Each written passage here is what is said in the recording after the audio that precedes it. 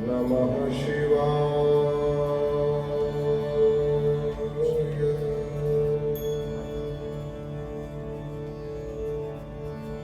स्वस्ति श्री गणेशाय नमः।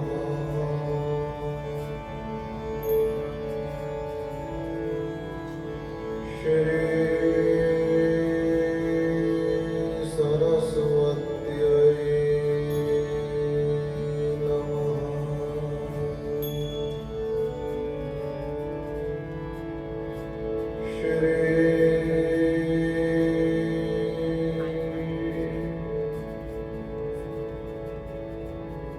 गुरुभ्यो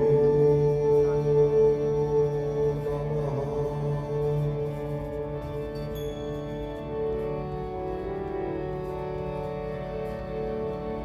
शम्भो महेश करुणामय शूलपाणे।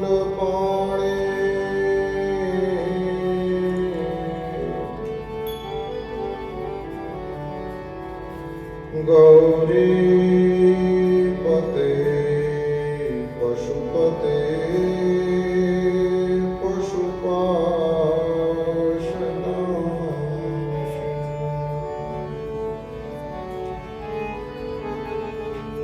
काशीपते करुणया जगदेक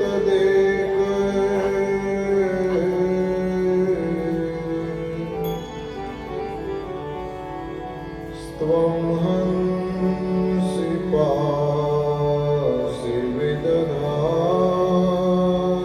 महेश्वरोऽसि।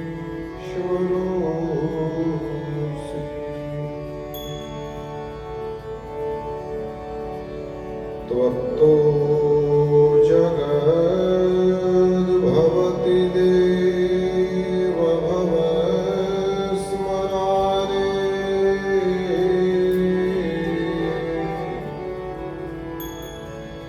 त्वय्येव तिष्ठति जगन्मृडविश्वनाथ।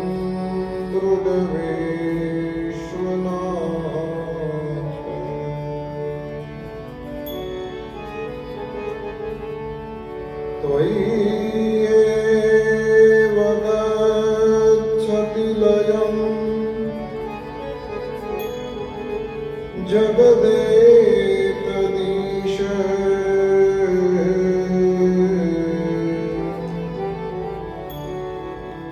लिङ्गात्मके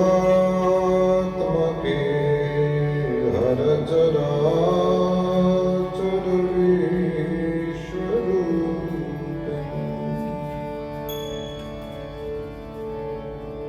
श्रीचन्द्रमौलीश्वर महादेव की जय। श्री महाकालेश्वर महादेव की जय। सद्गुरु भगवान की जय।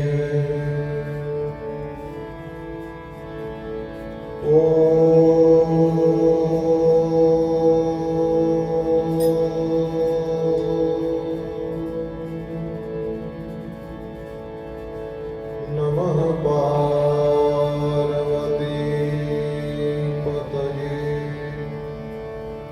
हर हर महादेव।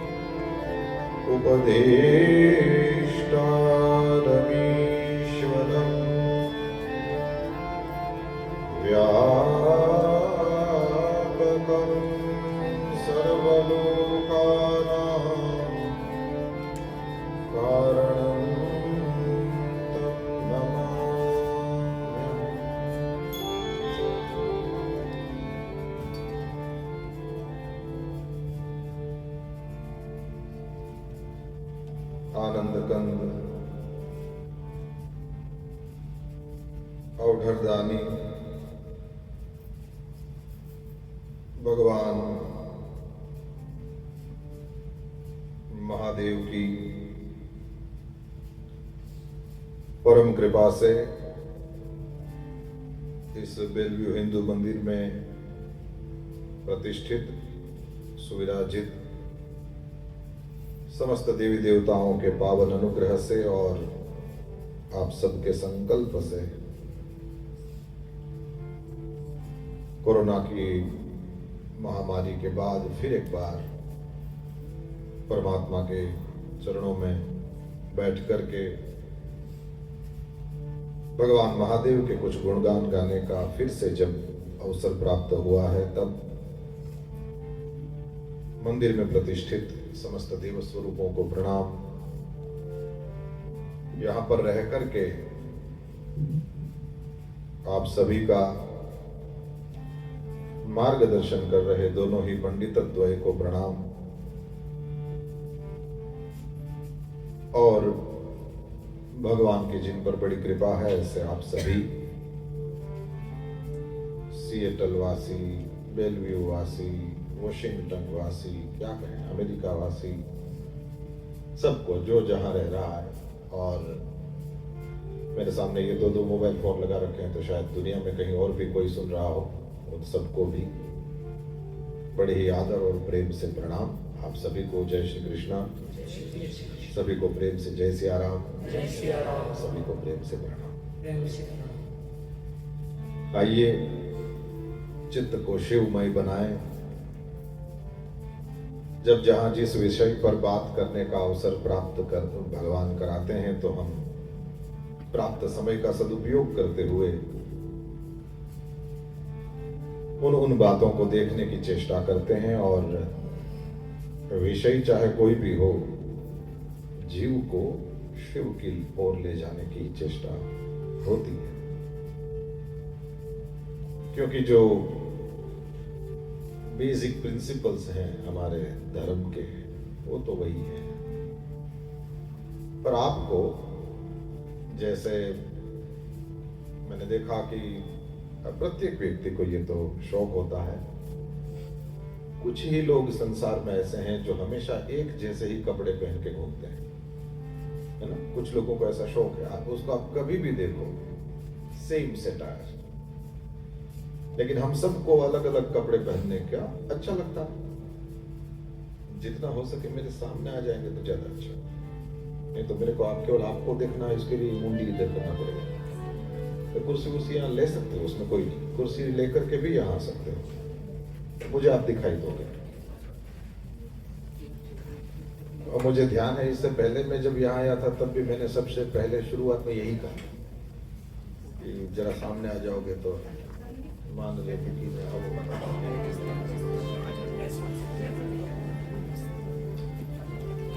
तो प्रायः लोगों को देखा गया है कि वो जो कपड़े पहनते हैं वो अलग अलग टाइप के होते हैं,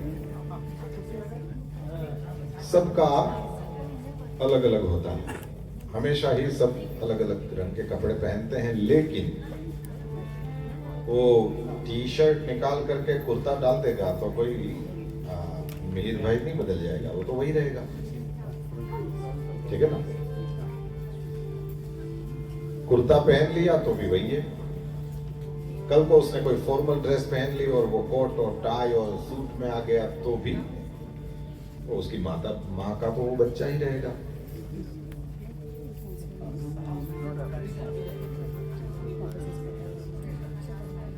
इस तरह से भारत से जब हम संत लोग यहाँ आते हैं, तो मैंने देखा सब लोग वो इंडियन कपड़े पहनते हैं हमारे सामने,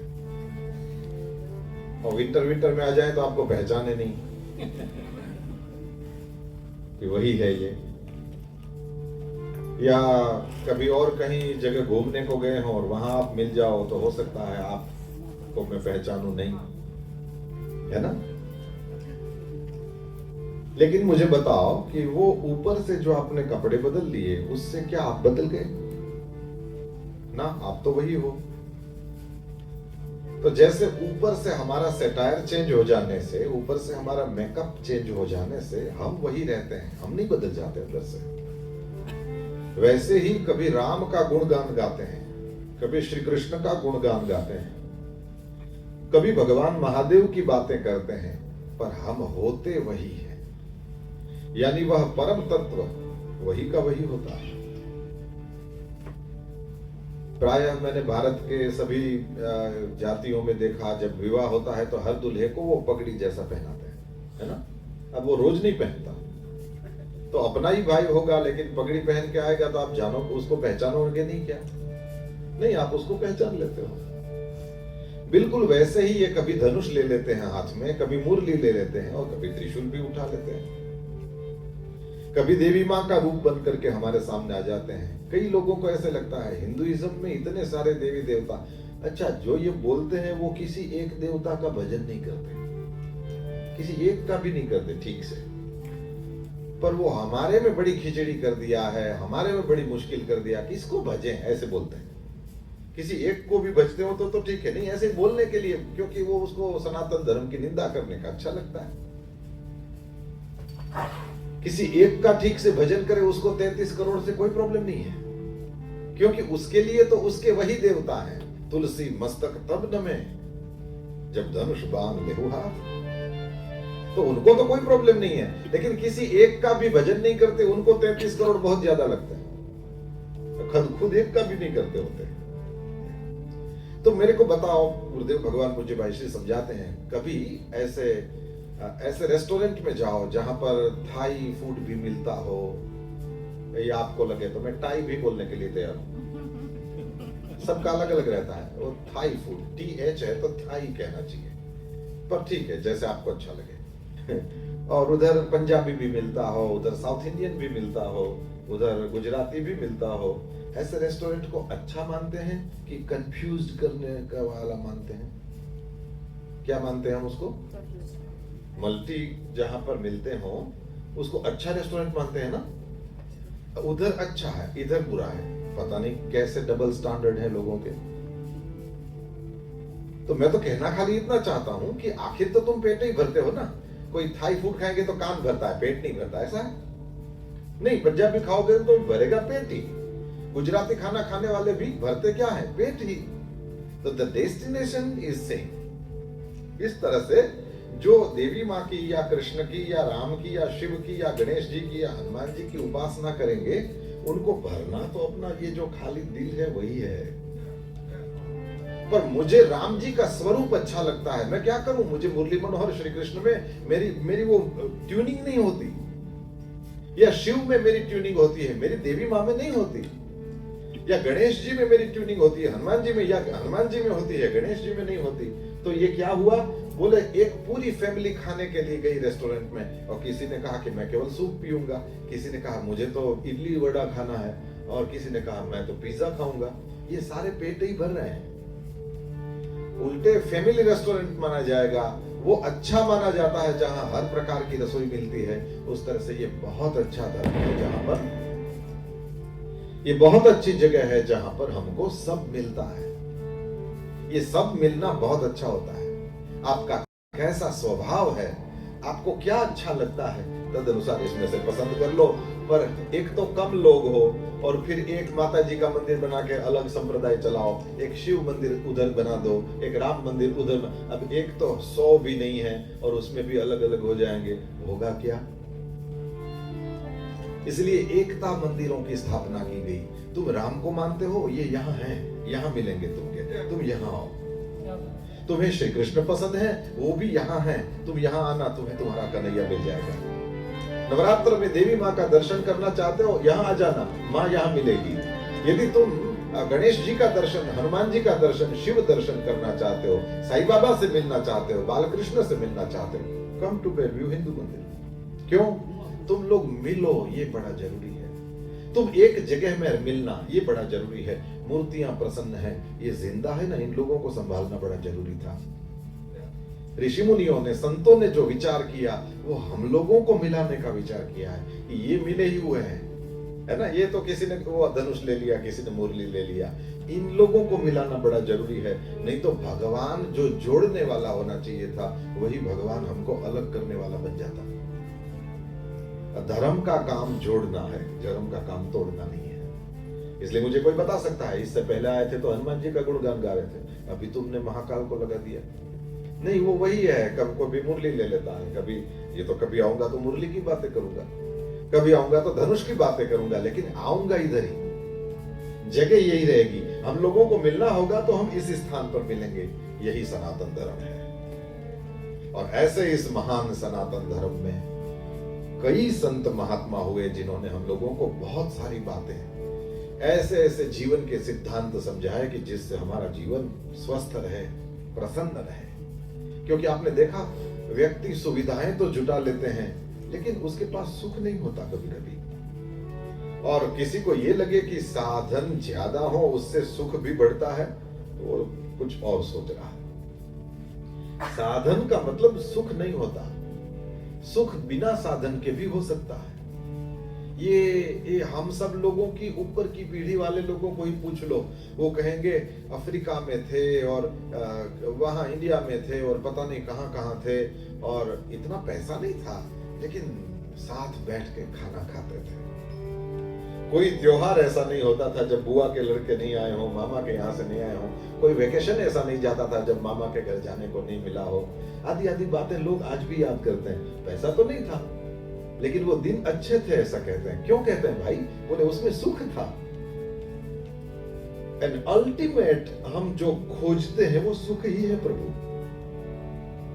हम सुख की ही खोज में अमेज़न तक चले आए, सुख की ही खोज में हम लोग गूगल तक चले आए, फेसबुक तक चले आए, नहीं इसी की खोज में आए हैं। और फिर जैसे ही पता चला, ये भला आदमी मेरे को कह रहा था बहुत वहां टेंशन मिलने लगा, तब एकदम तो कंट्रोल जेड नहीं हो सकता कि वापस चले जाएं उधर थे, फिर वो छोटी सी दुकान से कर लें और वहां स्टेशनरी बेचेंगे, जो भी मिलेगा वो रोटी पानी पा लेंगे ना। ये इतना ज्यादा तो फर्क नहीं कर सकते, तो क्या करें? बोले जितना हमसे उठ सकता है उतना टेंशन लें, लेकिन बाकी जीवन को पसंद करें। और ये बहुत बहुत बड़ी जरूरत है प्रभु। जब भी जरूरत हो, इधर पैसा है इधर आनंद है, आनंद को पसंद करो। हाँ जी। और कितना ही कर लो, वस्तुओं से सुख नहीं मिलेगा। चाहे छोटा सा बच्चा भी आपके पास क्यों न बैठा हो, किसी व्यक्ति से सुख मिलेगा। हाँ जी। ये माइक है, इसको देख के आप कितनी देर बैठ सकते हो? मैं हट जाऊं, केवल इसको देखना। वो लाइव में बैठे हैं, उनको भी पूछो कि केवल इतना रखा है, महाकाल की तस्वीर रहेगी। यहाँ बोलने वाला कोई नहीं, माइक पड़ा है, कितनी देर के लिए वो लाइव देख सकते हैं। तो ये थोड़ी मना करेगा कि लाइव नहीं करेंगे, कोई बोलेगा तब करेंगे, ऐसा होता है इसमें ना। लाइव तो आप कभी भी कर लो। कितनी देर बैठ सकते हो इस माइक्रोफोन को देखकर? अच्छा, इस फूल को देखो तो हो सकता है शायद आधा घंटा तो तुम बैठ सकते हो, क्योंकि ये लाइव है, इससे अच्छा है।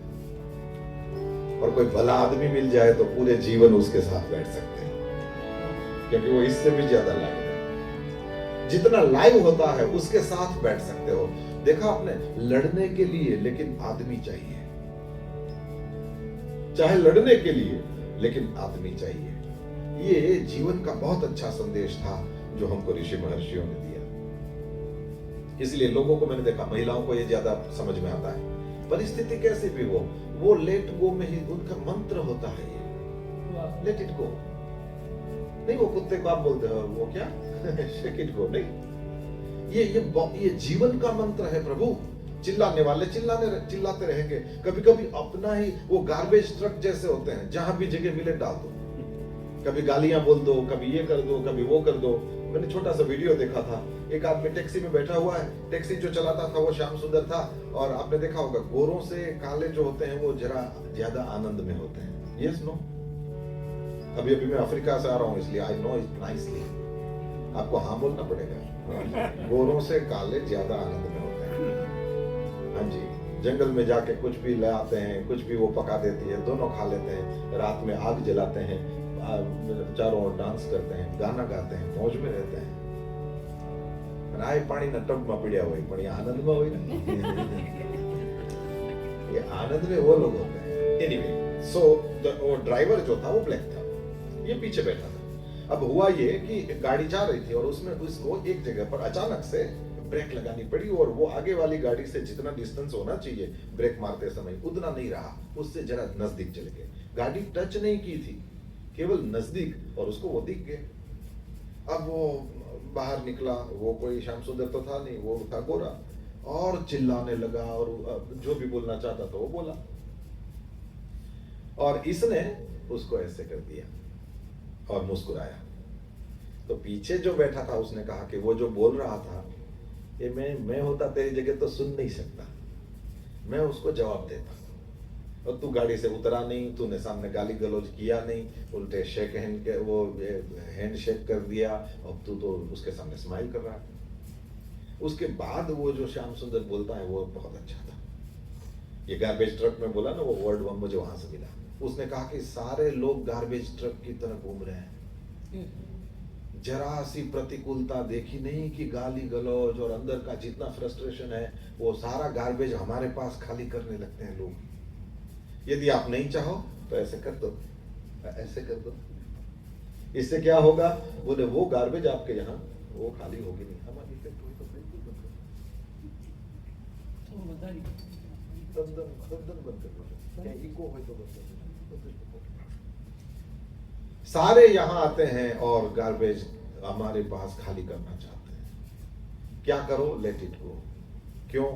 यदि ये नहीं करोगे तो फिर तुम्हारे पास सब आकर के कचरा इकट्ठा करना। अब एक छोटी सी जगह है, यहाँ सब लोग आकर के कचरा इकट्ठा करें। कचरे में आप ये अमेरिका वाले नहीं समझते, कचरे देखना है तो हमारे पास सब लोग आकर के कचरा ज्यादा से ज्यादा यहाँ डालना शुरू कर देंगे। इस जगह की हालत क्या होगी? ये जगह की जो बाहर की हालत होती है ना, यही हमारी अंदर की भी हो जाती है कभी कभी। क्यों? बोले न्यूज चैनल देखो, वहां भी गार्बेज, और कोई चैनल निकालो वहां भी गार्बेज, इंटरनेट का कोई यूज करो उधर भी गार्बेज ही मिलेगा। बहुत कम। हाँ जी, ये गोल्ड स्मिथ होते हैं ना, सुनारों की दुकानों के पास में भारत में यदि आपने देखे हो तो वहां लोग होते हैं जो धूल को इकट्ठा करते हैं, रज को, और उसको धोते हैं। ऐसी आशा रखते हैं कि उसमें से कहीं से छोटा सा सोना मिल गया तो मेरा महीना निकल जाएगा। ऐसे लोग मैंने देखे हैं अपने।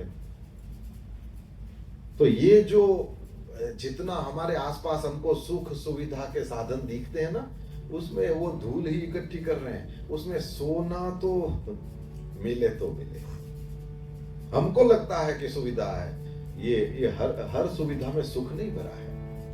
ऋषि महर्षियों ने कहा किसी लायु के पास बैठो, उस लायु के पास बैठोगे तो मिलेगा क्या? बोले वहां एक्चुअल सुख मिलेगा जिसको तुम खोज रहे हो, वहां तुम्हें एक्चुअल शांति मिलेगी जिसको तुम खोज रहे हो। और आखिर सारे के सारे हम जो दौड़ रहे हैं ना, अब ये राम जी तो बड़े भाग्यशाली थे कि एक हिरन था और उसके पीछे दौड़ रहे थे, है ना। Ram ji was lucky enough कि एक हिरन था और उसके ही वाज उनको ठीक से पता था कि मुझे किसके पीछे जाना है। और हम लोगों को देखो, कहीं बढ़िया कपड़े, कहीं बढ़िया खिलौने, कहीं बढ़िया गहने, कहीं बढ़िया से सुगंध आ रही है, कहीं से बढ़िया से आवाज आ रही है, तो कहीं संगीत सुनने का मन, कहीं सुगंध लेने का मन, कहीं से स्वाद लेने का मन, कहीं कुछ देखने का मन, कहीं कुछ छूने का मन। और अपनी दशा ऐसी है कि किस हिरन के पीछे भागे भाई? सारे के सारे भाग रहे हैं और हमको पुकार रहे हैं कि देखो सोने का हिरन हूं मैं, इस गाने को सुन लो, इस मिठाई को खा लो, इस रूप को देख लो और इस जगह पर टच कर लो। और ये है, राम जी को तो फिक्स था कि इसी हिरन के पीछे जाना है। हम लोग मर रहे हैं क्योंकि थोड़ी देर इस हिरन के पीछे भाग, थोड़ी देर इसके पीछे, थोड़ी देर इसके पीछे, और एकदम टेंस। उस समय ये साधु संत हमारे पास आते हैं और हमको कांधे पर हाथ रख करके कहते हैं कि परिस्थिति कैसी भी हो, इसका भी रास्ता है। और इसका रास्ता क्या है? बोले सत्संग, ये इसका सबसे अच्छा रास्ता है। मेरे को बात बताओ, ये फिल्म के गाने आते हैं या एल्बम्स आते हैं, म्यूजिक एल्बम्स आते हैं, तो जो जबरदस्त सुपरहिट हुआ हो, वो बहुत, आप जहां सुनो वही गाना सुनाई देता हो, वही गाना सुनाई देता हो। और आपने देखा थोड़े ही दिनों में जब दूसरा सुपरहिट होता है तो ये जो कल सुपर डुपर हिट था वो कचरे में होता है कि नहीं? तो सारे डिस्क आप लोग फेंक देते हो कि नहीं? और मेरे को बताओ, ये श्री राम जय राम है, ये लिरिक्स मैंने तो बिल्कुल म्यूजिक नहीं मेरा तो सांभो ये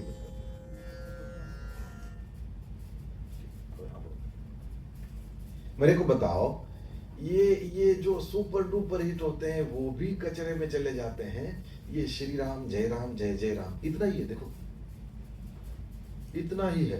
आज भी क्यों बोलते हैं? और बोर क्यों नहीं होते हो? इससे ज्यादा कुछ नहीं है, केवल श्री राम जय राम एंड ये एंड हो गया, इतना ही है।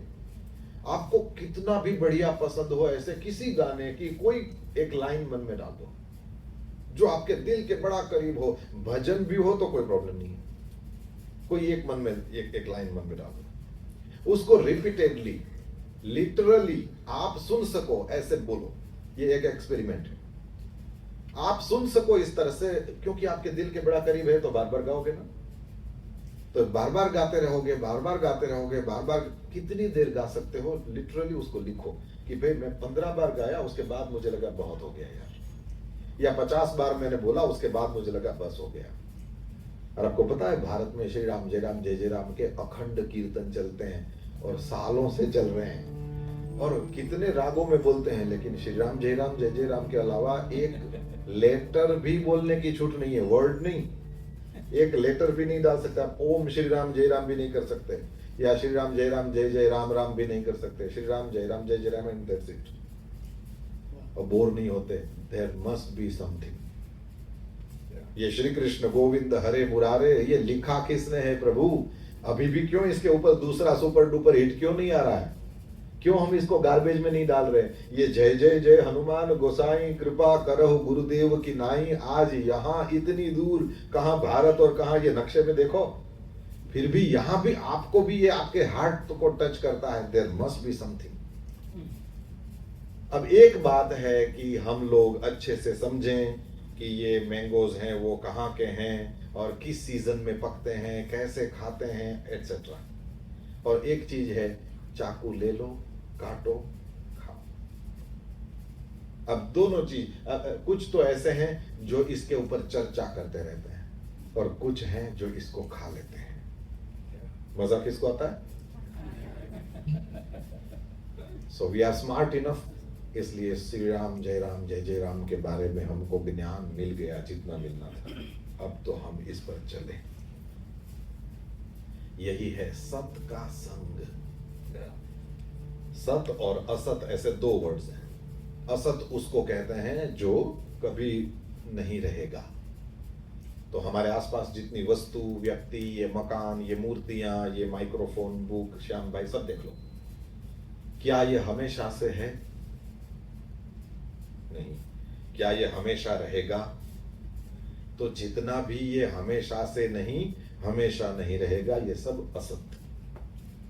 इसका सदुपयोग करो, इसमें चिपकना नहीं।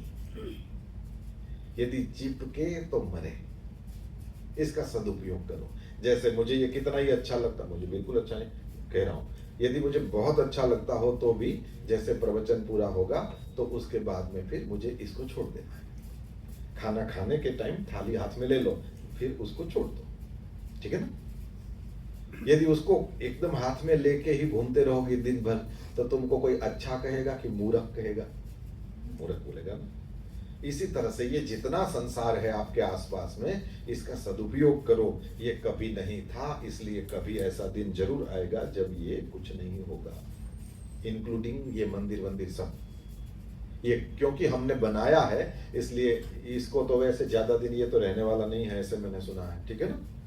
जगह शायद रह सकती है, लेकिन ये ज्यादा दिन वैसा ही नहीं रहेगा। इसका कुछ बढ़िया वाला नया सा स्वरूप सामने आ सकता है। ये तो हर आपके घर में भी यही होता है ना, आप कलर कराते हो, उसका अंदर से इंटीरियर चेंज करते हो, है ना? ऐसा करते रहते हो। ये हमेशा एक जैसा नहीं है। तो जो भी हमेशा एक जैसा नहीं रहता, वो सब असत है। उसका क्या करना? बोले उसका सदुपयोग करो, उसमें चिपकना नहीं।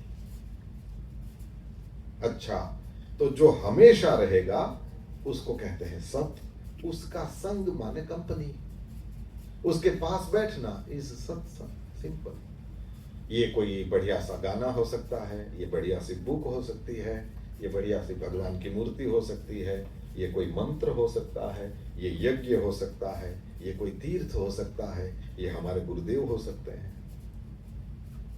आपको कहां सत्य दिखता है? देखो, व्यक्ति का शरीर भी न रहे तो कोई फर्क नहीं, लेकिन उसके विचार रहे, तदनुसार प्रवृत्ति होती रहे, तो समझ लो ये जिंदा है। आपको पता है, ये तिरुपति भगवान जिसके इष्ट देव हैं, ऐसा एक संप्रदाय चलता है भारत में, और उसको कहते हैं रामानुज संप्रदाय। सुना है ना आपने? ये रामानुज भगवान 1000 वर्ष पहले थे। कितने वर्ष पहले? 1000 वर्ष पहले। अब उन्होंने जो बुक्स दिए, उन्होंने जो प्रीच किया हमको, उन्होंने जो पूजा की पद्धति समझाया, कितना शास्त्रीय रहा होगा कि 1000 साल बाद भी, और दुनिया में हर जगह आप देखेंगे साउथ इंडियन मंदिर दिखते हैं, 1000 वर्ष बाद हमको हमारे 5वीं पीढ़ी के दादा का नाम पता नहीं है, या उनकी कही हुई किसी बात पर हम अमल नहीं करते। करते हैं? देखो, और 1000 वर्ष बाद भी रामानुज संप्रदाय चल रहा है, और स्वामी श्री शंकराचार्य जी को तो और ज्यादा, उनसे डबल से भी ज्यादा टाइम हुआ है। कोई कहते हैं 2500 साल हो गए। 2500 साल बाद भी आज आप शंकराचार्य को जानते हो। ये है, ये क्या हुआ? बोले इसको बोलेंगे सत। ये जो रहेगा उसको कहेंगे सत, उसी का संग करो, यही है सत्संग। कितने ही बेस्ट सेलर बुक क्यों ना हो, पता नहीं कहां कचरे में पड़े होते हैं, रामचरितमानस आज भी जिंदा है। नहीं तो 550 साल प्रभु किसको कहते हैं? इसको 550 साल हो गए गोस्वामी जी को, जिन्होंने ये जय हनुमान ज्ञान गुण सागर आज भी हम पढ़ते हैं। तो क्यों इन ग्रंथों को देखना? मैं तो आपके सामने बस यही बात समझाना चाहता हूं। हम इन ग्रंथों को इसलिए देखते हैं कि वहां कुछ सत्य है। सत्य नहीं होता तो हम इसको बार बार नहीं देखते। फिर हम क्या करते हैं? बोले कभी इसी ग्रंथ से सुंदरकांड देख लेते हैं तो हनुमान जी की बातें सुनते हैं, कभी इसी ग्रंथ से हमको राम जी की बातें सुनने को मिलती है, कभी इसी ग्रंथ से हमको भगवान महादेव की बात सुनने को मिलती है। अच्छा, बार बार बोलते हैं पंडितों की जात पूरी की पूरी इसमें समा गई, फिर भी ये ग्रंथ अभी बोल दिए गए हैं पूरे, ऐसा कोई नहीं कह सकता। सारी बातें कह दी, ऐसा कोई नहीं कह सकता। सारी बातें सुन ली, ऐसा आप भी नहीं कह सकते। जितना मैं समझता हूं वो सब कह नहीं सकता, और जितना मैं कहता हूं ना, आई एम परफेक्टली अवेयर कि वो सब आप सुन नहीं रहे होते। हाँ, हम शरीर से यहाँ होते हैं, 100% मन से होते हैं, ऐसा जरूरी वक्ता को इस भ्रम में नहीं रहना चाहिए। तो जितना मैं समझता हूं सब नहीं कह सकता, ठीक है ना? जो कहता हूं सब तुम नहीं सुन सकते। जितना सुनते हो सब समझ में नहीं आता, और जितना समझ में आता है ना, उसमें से बहुत कम हम अपने जीवन में आचरण करते हैं। इसलिए इसको बार बार कहना, सुनना। सबसे पहले तो जो बोलता है उसको अच्छे से समझना, सुनना और तदनुसार करना। ये मेटल डिटेक्टर देखे हैं आपने? एयरपोर्ट्स में वगैरह जगह होते हैं। ऐसा यदि पाप पुण्य का एक डिटेक्ट वाला करके मंदिर के द्वार पर लगा दिया जाए, कितने लोग अंदर आएंगे? कितना बड़ा हॉल चाहिए होगा फिर। और सबसे बड़ी बात तो शुक्ला जी, पहले तो वक्ता को ही उसमें से पास करना चाहिए कि तेरे को तो ऊपर बिठाना है। क्या लगता है ना? तेरे को तो माइक देना है, अभी पहले तू निकल, पता तो चले कि ये इसके लिए लायक भी है कि नहीं है। ये हंसा नहीं रहा हूं, वास्तव में ये रोने वाली बात है। पर मैं कह इसलिए रहा हूं कि देखो प्रभु की करुणा, हम कैसे भी हों, आपकी इच्छा नहीं हो वो आपके घर में आ सकता है। आप जिसको न चाहो वो आपके घर में घुसेगा, ये उसका घर है। और हमको बिना हमारे कर्म देखे वो रोज घुसने देता है। कितना दयालु है, ऐसा कौन है प्रभु? इसलिए जब हम कम से कम उनके पास बैठे हों, जैसे एयर कंडीशन चल रहा हो तो गर्मी नहीं होना चाहिए, इस तरह से आनंद स्वरूप परमात्मा जहां बैठा हो, कम से कम वहां तो हम कुछ भी बोल दें, कैसा भी व्यवहार कर दें, ऐसा कम से कम नहीं होना चाहिए। तो इसी रामायण से हमको कुछ सत्य मिलता है। इस बार हम रुद्राष्टकम के द्वारा 4 दिन मिले हैं हमको, तो उसमें से कुछ बातें करनी है मुझे। तो सबसे पहले हम ये समझें कि रुद्राष्टकम ये किस परिस्थिति में गाया गया, क्योंकि जब तक हमको बेस न पता हो तो फिर ऐसे ही हम गाना शुरू करें तो अभी कर सकते हैं, उसमें कोई बड़ी बात नहीं है। लेकिन थोड़ा सा बेस मिला हो आपको तो आपको पता चलेगा कि ये किस परिस्थिति में, कहां से, क्यों ये निकल पड़ा। बहुत सारे लोग मैंने तो देखे, वो लोग रोज अपने वो पाठ करते हैं। पूज्य मुरारी बापू जी से तो सुना कि रुद्राष्टकम तो शंकर भगवान के अभिषेक करने जैसा ही स्तोत्र है, तो शंकर भगवान कहाँ खोजने जाओगे? जब तुम स्नान करो तो इसका पाठ करो। और ये सही है, शिव पुराण में लिखा है व्यक्ति मात्र शिव है। आप जब स्नान करते हो तो रुद्राभिषेक ही करते हो। शिव पुराण में लिखा है हर पेड़, हर वृक्ष, हर ट्री शिव है। जब आप पानी पिलाते हो रुद्राभिषेक ही करते हो, जब स्वयं स्नान करते हो रुद्राभिषेक करते हो। गंगा आदि नदियों में जब भारत में जाते हो तो देखा होगा बाएं हाथ का अंगूठा शिव है, और फिर दाहिने हाथ से जल लेते हैं और उसी नदी के किनारे पर बैठ करके उसी पर ओम नमः शिवाय करके अभिषेक कर लेते हैं। कितना सिंपल है। तो शंकर भगवान जैसा सिंपल देवता आपको मिलेगा भी कहाँ। और फिर भी चपटी बबूत में है खजाना कुबेर का, तुम्हें क्या चाहिए, ये महत्व का है। तो भगवान महादेव की यह कृपा करुणा उतर पड़ी रामचरितमानस में। तो किन परिस्थितियों में उसका हम थोड़ा सा दर्शन करें, वो बेस बनेगा, और फिर हम आगे जो भी समय प्राप्त है उसमें रुद्राष्टकम देखेंगे। तो गोस्वामी जी तुलसीदास जी ने जब ये रामचरितमानस की कथा लिखी तो उसमें 4 घाट की कल्पना करी कि ये जो मानस है यह मान सरोवर जैसा ही है। उधर मान सरोवर है जिसमें से सरजू नदी निकली है, और उसी तरह से ये रामायण जो है वो मानस सरोवर है। और सरोवर है तो फिर उधर अच्छे से स्नान करने के लिए घाट बनाने पड़ते हैं, है ना। देखे ना वो सीढ़ियां होती हैं, उसके ऊपर से उतर के लोग नदी में नहाते हैं। उस तरह से सरोवर में भी नहाने के लिए घाट होते हैं। तो यहाँ पर भी ज्ञान का घाट और भक्ति का घाट और कर्म का घाट और शरणागति का भी घाट। तो क्योंकि मानस सरोवर बोलते हैं लेकिन ये है तो कथा, उस तरह से फिर घाट का भी कुछ मतलब होता है। तो सरोवर में घाट है, यहाँ पर भी घाट है, और हर घाट पर एक वक्ता एक श्रोता, ये दोनों बैठे हैं रामायण में। तो ज्ञान का घाट है, भगवान शंकर भगवान कथा सुनाते हैं, पार्वती सुनती है। कर्म का घाट है, उस पर श्री याज्ञवल्क्य मुनि और भरद्वाज जी ये दोनों बैठे हैं। याज्ञवल्क्य मुनि ये कथा सुनाते हैं और भरद्वाज जी सुनते हैं। सग्गा ससुरो जमाई चो, याज्ञवल्क्य भरद्वाज, हाँ जी, उन दोनों के बीच में जो संबंध है वो ससुर जी और जमाई का है। और भक्ति का जो घाट है वहां पर काकभूषुंडी कथा सुनाते हैं और गरुड़ जी जो है वो कथा सुनते हैं। और एक शरणागति वाला घाट है, वहां पर बैठ करके गोस्वामी तुलसीदास जी अपने मन को कथा सुनाते हैं। इस तरह से 4 घाटों की कल्पना है। उसमें भक्ति वाला जो घाट है वहां पर काकभूषुंडी जी हैं। तो वो पूरी राम कथा जो भुषुंडी रामायण बोलते हैं, जिसमें सारी कुछ 2-4 दोहे में ही पूरी रामायण, वो उसका इंडेक्स जैसा। ये गोस्वामी जी तो श्रीमद् भागवत के बड़े विद्वान थे, इसलिए भागवत की बहुत सारी चीजों को उठा करके उन्होंने रामायण में भी रखा। ये श्रीमद् भागवत में भी जब कथा पूरी होती है तो ये 12वें स्कंद का 12वां अध्याय है, उसमें पूरी भागवत की इंडेक्स जैसा है, सारी कथाएं वहां पर है। तो आपको पता चलता है पहले स्कंद से लेकर लास्ट तक क्या क्या आया इस भागवत में। तो एक बार आपको रिवीजन जैसा करा देते हैं। वैसा ही रामचरितमानस में भी उन्होंने रखा, तो उसको भुषुंडी रामायण, असल में तो भुषुंडी जी ने गरुड़ जी को क्या सुनाया उसमें वो सारी बातें करके उन्होंने ले लिया।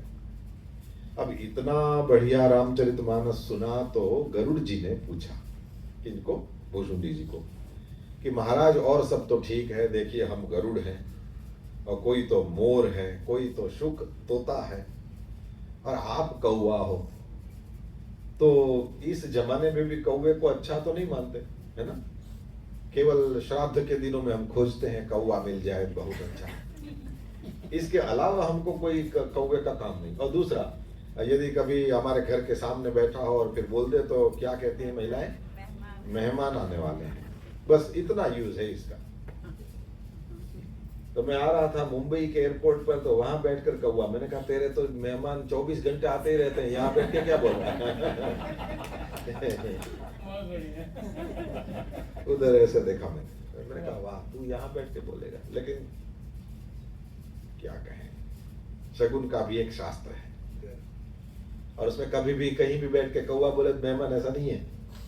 दिन के किस भाग में किस दिशा में आदि आदि है, पर वो आपके काम का नहीं है, केवल मैंने इशारा कर दिया, पर ऐसा बोलते हैं। लेकिन कौवा, इसको हम अच्छा पक्षी, पक्षी चंडाला, रामचरितमानस में ही लिखा।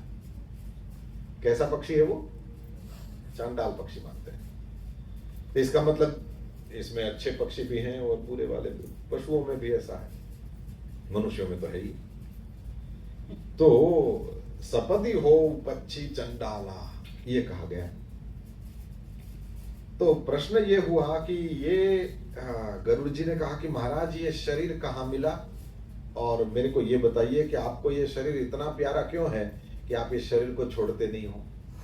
तो काकभूषुंडी ने मैं कौवा कैसे बना उसका पूरा पीछे का वो सारा बताया, और उसमें उन्होंने कहा कि कभी मैं किसी गांव में रहता था, वहां पर बड़ा अकाल पड़ा, न वर्षा हुई न अनाज पका, और सारे भूख के कारण मरने लगे। तो उस समय भी मैं अपना गांव और वो सब छोड़ करके, कलयुग था कोई, उस समय मैं अपना गांव छोड़ करके उज्जैन चला गया। उज्जैन जहां महाकालेश्वर भगवान का मंदिर है। तो ये शिव पुराण में यहाँ तो कुछ न कुछ सत्संग तो मैंने भी कभी कभी देखा है, आपके फेसबुक पे लाइव होता रहता है, तो उसमें शिव पुराण का भी सत्संग होता ही होगा, और उसमें 12 ज्योतिर्लिंग कैसे प्रकट हुए उसकी कुछ न कुछ बातें होती होंगी, नहीं होंगी तो अभी श्रावण में होंगी। पर ये जरा सा एक आपको बता दूं, एक गोप बालक था और वो शिव जी की पूजा करता था। अब उसकी माँ ने उसको देखा कि ये खाना पीना ये वो सब कुछ छोड़ करके ये बस शिव पूजन में लगा रहता है, उसको अच्छा नहीं लगा। तो पहले तो वो उसको बोल करके समझाती है, और फिर नहीं समझा तो फिर माँ तो छोकरा ढीबे ही करी ना, जरूरत पड़ने पर वो तो ज्यादा राह नहीं देखती। तो फिर उसने तो और ट्रीटमेंट भी करी, उसकी मारा, लेकिन उस बच्चे ने शिव पूजन नहीं छोड़ा और रोता रहा और न खाया पिया, कुछ नहीं किया। और शिव पुराण की कथा ऐसा कहती है कि उसकी शिव भक्ति के कारण भगवान महादेव ने बढ़िया सा मणिमय मंदिर दिखाया उसको, साक्षात वहां पर परमात्मा प्रकट हुए। ये महाकालेश्वर जो प्रकट हुए तो फिर चारों ओर उस बच्चे की कीर्ति फैल गई। उस उज्जैन का राजा भी दौड़ करके आया कि भगवान महादेव का पूरा मंदिर प्रकट हो गया, अब मणिमय मंदिर। फिर तो पंडित आए और यज्ञ याग होने लगे, पूजा पाठ होने लगे, आदि आदि। और ये लॉन्ग स्टोरी शॉर्ट, उस शिव पुराण में वहां पर लिखा है कि उस समय वहां हनुमान जी भी प्रकट हुए, और हनुमान जी ने प्रकट होकर के कहा कि ये जो गोप बालक है इसके कुछ 10वीं या 11वीं पीढ़ी में नंद करके गोप होंगे, उन नंद गोप के यहाँ जो बच्चा पैदा होगा वो साक्षात श्री कृष्ण होंगे।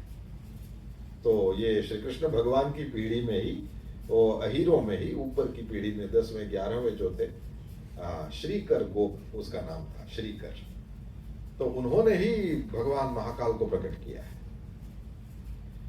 ऐसा भगवान महाकाल का महात्म्य। उज्जैन आज भी बड़ा प्रसिद्ध है, जो 4 जगह पर कुंभ मेला लगता है उसमें एक उज्जैन है ना, प्रयाग में लगता है, फिर हरिद्वार में लगता है, ठीक, तीसरा नासिक में लगता है, और चौथा उज्जैन। तो ये उज्जैन में लगता है। आप शायद जानते ही होंगे, संस्कृत साहित्य में जिसका बहुत बड़ा नाम है कालिदास, वो उज्जैन के थे। और भी बड़े बड़े वहां पर लोग हुए, पर ये बड़ी प्रसिद्ध विभूतियां और भी होंगे। तो ये उज्जैन चले आए, कौन? काकभूषुंडी। अब उन्होंने कहा कि वहां पर एक शिव मंदिर था, तो उस उज्जैन में एक थोड़ा सा समय व्यतीत हुआ और कुछ संपत्ति पा करके मैं फिर वहां भगवान शंकर की आराधना करने लगा। और विप्र एक वैदिक शिव पूजा, एक ब्राह्मण थे, वैदिक विधि से सदा शिव जी की पूजा करते, और परम साधु थे, परमार्थ को जानने वाले थे, भगवान महादेव के उपासक थे। और कहते हैं कि मैं कपट पूर्वक उनकी सेवा करता रहता था। ब्राह्मण कैसे थे? बोले द्विज दयाल अति नीति निकेता। ब्राह्मण बड़े दयालु थे, नीति के घर थे। बाहर से मुझे नम्र देखा तो पुत्र की भांति मेरे को पढ़ाते थे। और एक दिन प्रसन्न होकर के उन ब्राह्मण देवता ने मुझे क्या दिया? बोले शिव मंत्र दिया। ये गुरु जब कृपा करें और मंत्र की प्राप्ति हो तो ये शिष्य के लिए परम भाग्य की बात है। तो क्या किया कि भगवान महादेव का मंत्र मिला, और काकभूषुंडी जी कहते हैं कि शिव मंत्र को और फिर प्राप्त किया मैंने, और मुझे कई प्रकार के शुभ उपदेश भी दिए। और उसके बाद में मंत्र मिल गया तो उसके बाद में फिर जपो मंत्र शिव मंदिर जाई, भगवान महादेव के उस मंदिर में चला जाता और उस वहां बैठ करके उस मंत्र का जप करता था। और मैं योग्य नहीं था और मुझे ये सब प्राप्त हो गया, इसलिए हृदय दंभ और अहम इति अधिकाई, मेरा दंभ बढ़ गया और मेरे अहंकार, मैं कुछ हूं, ये बढ़ने लगा। ये प्रभु बहुत ध्यान रखना, ये भक्ति मत करना यदि दंभ बढ़ना।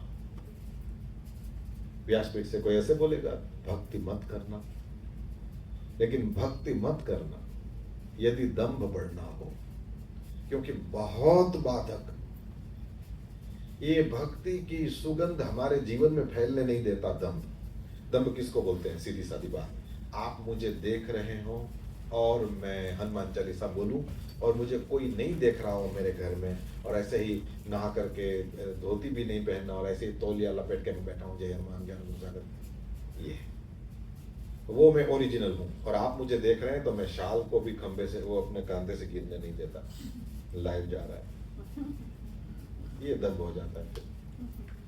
समझे ना? तो जो भी हमारी नेचुरलिटी को हटा देता है ये सब दंभ है। यदि भक्ति का फल नहीं चाहिए तो दंभ करो, सीधी सी बात है। इसलिए मत करना भक्ति ऐसी जो हमको दंभ में डाल दे, और करो तो बहुत ख्याल करना इसमें जरा सी भक्ति क्यों न हो, लेकिन हम दंभ न करें। जो हम नहीं है उसको दिखाने की कोशिश दंभ, हिपोक्रेसी बोलते हैं। वो जो हम नहीं है वो हम दिखाएं। अब ज्यादा किसी को भक्ति दिखाने की क्या जरूरत है? ये छुपाने की चीज, ये छपाने की चीज नहीं। अब इसको समझ, देखो अध्यात्म का कोई भी सवाल समझ में ना आए ना, उसको संसार में उतार के देखो। भक्ति क्या है? प्रेम। एक लड़का एक लड़की से प्रेम करता है, क्या सबको दिखाता फिरता है कि किसी को नहीं पता चले उस तरह से रखता है? ये संबंध जो है उसको छुपाते हैं ना। तो सांसारिक संबंध जिसमें कभी कभी वासना होती है उसको भी हम छिपाते हैं। तो ये तो अति दिव्य संबंध है, इसको तो खास छिपाना चाहिए। ये ऐसे ही बात आ गई तो आपको बता दूं, श्रीमद् भागवत में ऐसा लिखा है, भगवान का किसी को भी कुछ भी अनुभव हो तो उसको छिपाने वाले का अनुभव बढ़ेगा और किसी को बताने वाले का अनुभव बंद हो जाएगा। श्रद्धा में जो अनुभव होते हैं गुरुदेव को बता सकते हैं, इसके अलावा दुनिया में दूसरा कोई स्थान नहीं जहां बताया जाए। कुछ राजेंद्र दास जी महाराज जी से सुना, उन्होंने कहा कि किसी शिष्य ने अपने गुरुदेव से कहा, जैसे ही हाथ में माला लेता हूं जय हो की ध्वनि कान में पड़ती है, मैं ठीक से माला नहीं कर पाता। गुरुदेव ने जैसे ही सुना थोड़ी देर आंखें बंद करी और ध्यान लिया है, और फिर परमात्मा की कृपा से जान करके मुस्कुराते हुए कहने लगे, ये तो जो तुम जप करते हो ना, तुम्हारे सारे पितर जो है वो तर गए। ये पितर जहां भी पड़े थे वहां से अच्छे लोकों में जा रहे हैं और तुम्हें आशीर्वाद देते हुए जा रहे हैं, तुम्हारा जय हो, तुम्हारा जय हो। कुछ देर तक ये आवाज आएगी बेटा, और कुछ दिनों के बाद ये बंद हो जाएगी। तुम अपना माला फेरने का काम चालू रखना। ये गुरु के अलावा किसी को भी अध्यात्म का अनुभव नहीं कहना चाहिए। इसको जितना छिपाया जाए ये बढ़ता है। यदि हम बार बार ये कहने लगे कि मेरे को तो रोज समाधि लग जाती है, तो उसको क्या लगता होगा? ऐसा होता है ना। तो ये जो भक्ति है उसको छिपाना, ये प्रकट करने की चीज नहीं है। लोगों के सामने इस तरह से रहो कि तुम भी जनरल ही हो, कितना ही भजन करते हो, इसको छिपाओ। और काकभूषण जी कहते हैं, मेरी दशा ये हुई कि जैसे ही शिव मंदिर में जाके बैठता और माला फेरता तो मुझे लगा ये सारे संसारी हैं और हम धार्मिक हैं। और ज्यादा करके कोशिश करता कि मंदिर में ज्यादा लोग कब आते हैं तभी वहां बैठना और ओम नमः शिवाय, ओम नमः शिवाय। आपने सुना है ऐसे लोगों को जो 4-4 घरों में सुनाई दे उस तरह से हनुमान चालीसा बोलते हैं? जब भी करेंगे तो पूरे घर को एकदम आतंक फैल जाता है कि पापा पूजा में बैठे हैं, शांत रहो। ये भक्ति है। क्योंकि ये लिखा है ना, हृदय दंभ और अहम इति अधिकाई। बहुत दंभ बढ़ गया, ये भूषुंडी जी ने कहा, और दूसरा अहंकार बढ़ गया। अच्छा, सुनते हुए थोड़ा सा बैलेंस रखेंगे। इसमें भूषुंडी में दोष नहीं देखना। ये तो कहाँ बैठे हमको भी नहीं पता, ये हम यहाँ बेलव्यू में बैठ के सुन रहे हैं, इट मीन्स ये हमारे लिए है कि हम जब भक्ति करें तो ख्याल करें कि हम में दंभ न घुस जाए, हम में अहंकार न घुस जाए। नहीं तो क्या होता है, मंथरा बड़ी खराब थी, उसने राम को भेज दिया। तुम अपने घर में राम जैसा कोई बच्चा हो उसके साथ ऐसा तो कभी नहीं करते। ये सावधान रहने के लिए मंथरा बनाई है अपने। कई बनाई तो कई वो अभी मर गई, बहुत दिन हो गए। अभी हम लोगों के लिए वो बार बार बोलते हैं हम कि कई ने 2 वरदान मांग लिए। हमारे घर में तो कोई राम जैसा बच्चा नहीं है, हम तो उसको परेशान नहीं करते। ये सीखना है हमको। तो जो सुनते हैं ना, उस समय हमारा पॉइंट ऑफ व्यू क्या या पॉइंट ऑफ लिसन क्या रहता है, ये देखना बड़ा जरूरी है। हम कहां से सुनते हैं। तो ये भूषुंडी जी ने कहा हृदय दंभ अहमिति अधिकाई। इसका मतलब ये हुआ जैसे ही नाम जप करना शुरू करोगे, हो सकता है तुम तो अपने गुरु के सामने भी दिखावा करना शुरू कर दो। दंभ थोड़ी छोड़ता है, दंभ तो कहीं भी इसका प्रदर्शन कराता है। तो मैं फिर आपके सामने निवेदन करूं, यदि दंभ होना हो ऐसी भक्ति मत करना। व्यासपीठ से कह रहा हूं। क्यों? बोले वो दंभ तुमको और पीछे ले जाएगा, जहां हो वहां भी नहीं रहने देगा। अच्छा है, उससे पीछे जाने से अच्छा है ऐसी भक्ति मत करो जो तुमको पीछे खींचे। कम से कम जहां हो वहां तो रहो। अहंकार है वो आगे नहीं बढ़ने देता, और दंभ है वो आगे नहीं बढ़ने देता। जिसको भक्ति करनी हो उसको इन दोनों चीजों से बहुत बचना चाहिए। अब तो उन्होंने अपने ही निंदा में कुछ शब्द कहे, मैं दुष्ट था, मैं पापमयी मलिन बुद्धि वाला था आदि आदि। और फिर कहा कि हरिजन द्विज देखे जरऊं और करऊं विष्णु कर द्रोह। मैं जब भी किसी हरिजन को देखता था, किसी भी ऐसे व्यक्ति को देखता था जो विष्णु का भगत है, तो क्योंकि मैं शिव मंत्र जपता था और क्योंकि मैं शिव नाम जपता था, इसलिए मेरे को ऐसी मेरी उल्टी समझ हो गई थी कि विष्णु के जो भगत हैं उनसे मेरे को द्रोह करना चाहिए। ये तो सीधी सादी बात है ना। ये जब विष्णु का मंत्र देते हैं गुरुजी, तो ऐसे थोड़ी बोलते हैं अब तुम शंकर भगवान का द्रोह करने का लाइसेंस है, अब तुम शिव भक्तों की निंदा करना। ऐसे होता नहीं, तुम विष्णु की भक्ति करना, सिंपल इतना ही है। शिव का द्रोह करना नहीं सिखाते, कोई गुरु नहीं सिखाते। अब इनके मन में ये उल्टी बुद्धि घुस गई, विष्णु से द्रोह, विष्णु भक्तों से द्रोह करते थे। और गुरुजी मेरे आचरण को देख करके दुखित थे। नित्य ही मुझे अच्छी तरह से समझाते, लेकिन मैं बिल्कुल नहीं समझता। मुझे अत्यंत क्रोध होने लगता और दंभी ही नीति की भाव ही। जो दंभी होता है उसको अच्छी बातें अच्छी लगती है क्या? अब क्या हुआ? बोले एक बार गुरुजी ने मुझे बुलाया और बहुत प्रकार से परमार्थ की शिक्षा दिया। कहा कि शिव सेवा कर फल सुत सोई। शिव की सेवा करने का फल यही है कि अविरल भगति राम पद होई। राम जी के चरणों में प्रगाढ़ प्रेम प्राप्त हो। हे तात, शिव और ब्रह्मा भी राम को भजते हैं, फिर नीच मनुष्य की तो बात ही क्या है। ब्रह्मा और शिव जी जिनके चरणों के प्रेमी हैं, उनसे द्रोह करके तुझे सुख नहीं मिलेगा। हर कहूं हरि सेवक गुरु कहेऊ, सुनि खगनाथ हृदय मम दहेऊ। गुरु जी ने शिव जी को हरि का सेवक कहा, और ये सुनते ही है पक्षीराज मेरे हृदय में जलन होने लगी। मैं नीच जाति का, विद्या पाकर के ऐसा हो गया था जैसे दूध पिलाने से सांप की दशा होती है। अभिमानी, कुटिल, दुर्भाग्य और कुजाति ऐसा मैं दिन रात गुरु से द्रोह करता। समझ में आ गया ना? आप किसी जगह पर कहीं टूर पे गए हो, आप अपने गाइड को रोज गाली दो, वो आपकी टूर कैसी बना देगा? समझ में आया ना? ये गुरु कौन है? वैसे कोई जरूरत नहीं है। हम कह सकते हैं यदि हम ऐसे हैं, हमको कोई किसी गुरु की जरूरत नहीं, ठीक है। लेकिन इतने सामर्थ्य वाले हम होने तो चाहिए ना। जब करोगे तो धीरे धीरे जब के मामले में भी कुछ स्टेजेस होते हैं, है ना? तो वो स्टेजेस जैसे जैसे आते जाएंगे तो तुमको कैसे समझ में आएगा कि ये नेक्स्ट लेवल आ गया, अब नेक्स्ट लेवल आ गया। इसको समझ, क्योंकि तुम तो पहली बार वहां गए हो, तो हमको पता नहीं होता ना। अरे जैसे वहां से यहाँ मंदिर आते हैं तो वो जीपीएस लगा देते हैं ना, ग्लोबल पोजिशनिंग सिस्टम, ठीक है। तो जी ही रहेगा, लेकिन वो ग्लोबल को गुरु समझ लो।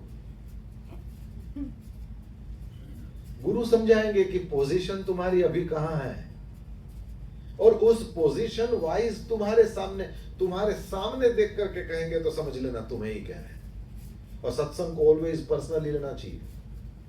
लोग ऐसे बोलते हैं कि I am talking generally. No, मैं जनरली बोल भी रहा हूं तो तुम्हें तो पर्सनली ही सुनना चाहिए। आपको इस तरह से लेना चाहिए कि मेरे प्रभु की मेरे ऊपर इतनी दया है कि 10 ही मिनट यदि मुझे भगवान का नाम सुनने को मिलना हो तो भी केवल मुझे ही सुनने को मिले, इसलिए इसको इंडिया से बुला लिया। क्यों? भगवान मुझे प्रेम करते हैं। मुझे ये रुद्राष्टक सुनाना चाहते थे, मेरे बाजू में बैठा है उसको नहीं, मेरे लिए आए हैं।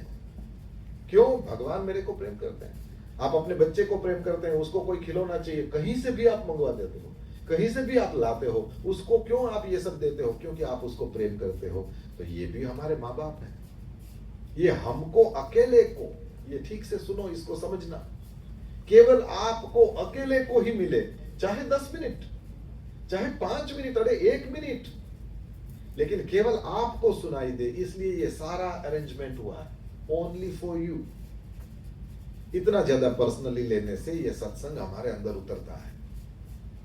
नहीं तो ये कहें कि इसको कह रहे हैं, अब गया सत्संग तुम्हारा। क्यों? वो जीपीएस सिस्टम खराब है तुम्हारा। गुरु से द्रोह, वही जैसे टूर पे गए और किसी गाइड को रोज गाली देना, अब क्या होगा? गुरु का द्रोह करने लगा। क्यों? बोले गुरु ने सही वाली बात समझाया। और याद रखना, कान को मीठी लगने वाली बातें बहुत लोग बोलते हैं, लेकिन अंत में हमारा भला हो ऐसा बहुत कम लोग बताते हैं, बहुत कम। चाबियां कोई नहीं देता। नहीं तो पर्सनालिटी डेवलपमेंट के भी क्लासेस खोलते हैं लोग, और बहुत पैसा दे के वहां लोग जाते भी हैं। ये सत्संग पर्सनालिटी डेवलपमेंट का फ्री क्लास नहीं है तो और क्या है? मेरे को बताओ, ये है क्या? अपनी ही पर्सनालिटी को डेवलप, अपने ही व्यक्तित्व का विकास करने की चाबियां है ना, और फ्री में दी जाती है। अब क्या? बोले गुरु का द्रोह करने लगा। मेरी दशा क्या हुई देखो। भूषुंडी जी कहते हैं गुरु जी का द्रोह करने लगा। अब गुरु जी अत्यंत दयालु थे। अति दयाल गुरु स्वल्प न क्रोधा, पुनि पुनि मोहि सिखव सुबोधा। कहते हैं गुरु जी ने तो देखा कि ये मेरा द्रोह करता है, लेकिन गुरु जी के हृदय में बिल्कुल भी क्रोध नहीं था। देखो ये प्रेम का उदाहरण है। छोटा सा बच्चा है, माँ के थन को पीता भी है, और छोटा सा पैर है कि लगता नहीं माँ को, लेकिन माँ के पेट में लात मारता भी है। लात मारने के भाव से नहीं, लेकिन उसका पैर तो छूता है ना माँ को। तो उस तरह से, और फिर थोड़े से और बड़े होते हैं तो और ज्यादा उधम मचाते हैं। अब घर की चीजों को तोड़ते हैं, ये वो सारी चीजें माएँ ऊपर रखने लगती हैं कि इसके हाथ में नहीं आए, ऐसा होने लगता है ना, सबके घरों में ये होता है। तो ये यदि बच्चे ऐसा कुछ कर भी दे, कितना ही बड़ा नुकसान क्यों ना कर दे, लेकिन हम बच्चों को कुछ कहते हैं क्या? और वो जो प्रेम की धारा बहती है वो डिसकंटिन्यू होती है क्या? हो ही नहीं सकता। क्यों? बोले आप अपने बच्चे को प्रेम करते हो। क्रोध यदि गुरु को आ जाता तो गुरु नहीं थे।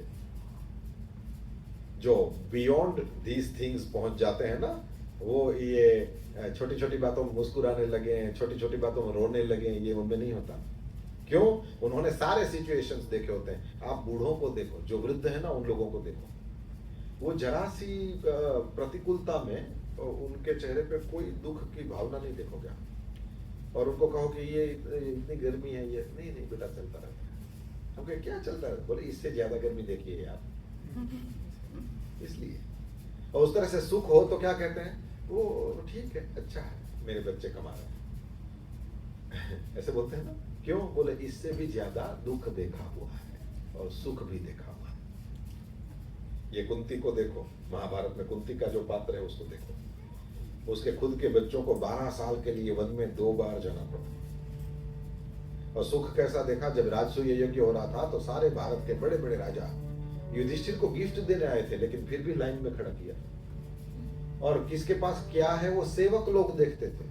और कितना ही अच्छी गिफ्ट कैसा लाया हो न लाया हो, उसको युधिष्ठिर के पास जाने देना नहीं जाने देना वो लोग देखते थे। तो वो दरवाजा था, सबके लिए नहीं खुलता था। वो कहता था मैं हमारे देश में बहुत अच्छे हिरन होते हैं, उसकी चमड़ी लाया हूँ और आसनों को बनाने में काम लगेगी, ये वो। बोले ऐसे बहुत आ गए ऑलरेडी, अब तुम जाओ।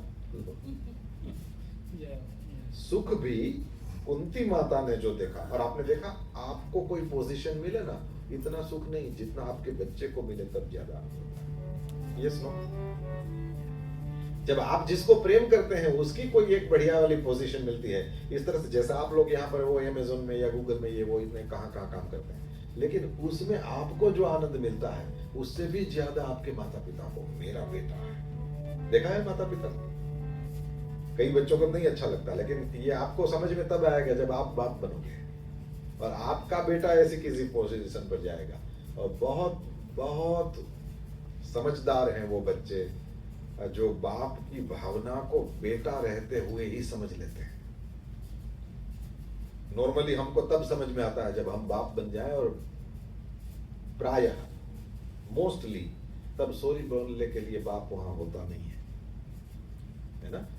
उस समय वो फोटो में होता है। चाहते तो हैं कि आप जो कह रहे थे सही है, अब मेरे समझ में आया, लेकिन वो सॉरी बोलने के लिए वो होता नहीं है।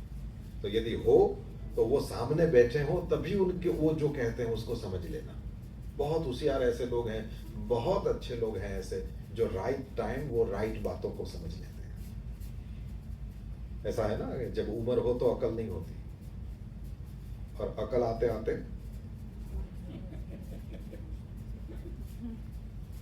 बहुत अच्छे हैं ऐसे लोग जिनके पास उम्र और अकल दोनों टाइम पे मिली हो, और करना कुछ नहीं होता है, बस वही पिताजी यदि बैठे हो तो उनकी बात मान लो, एंड दैट्स इट, कुछ नहीं करना है।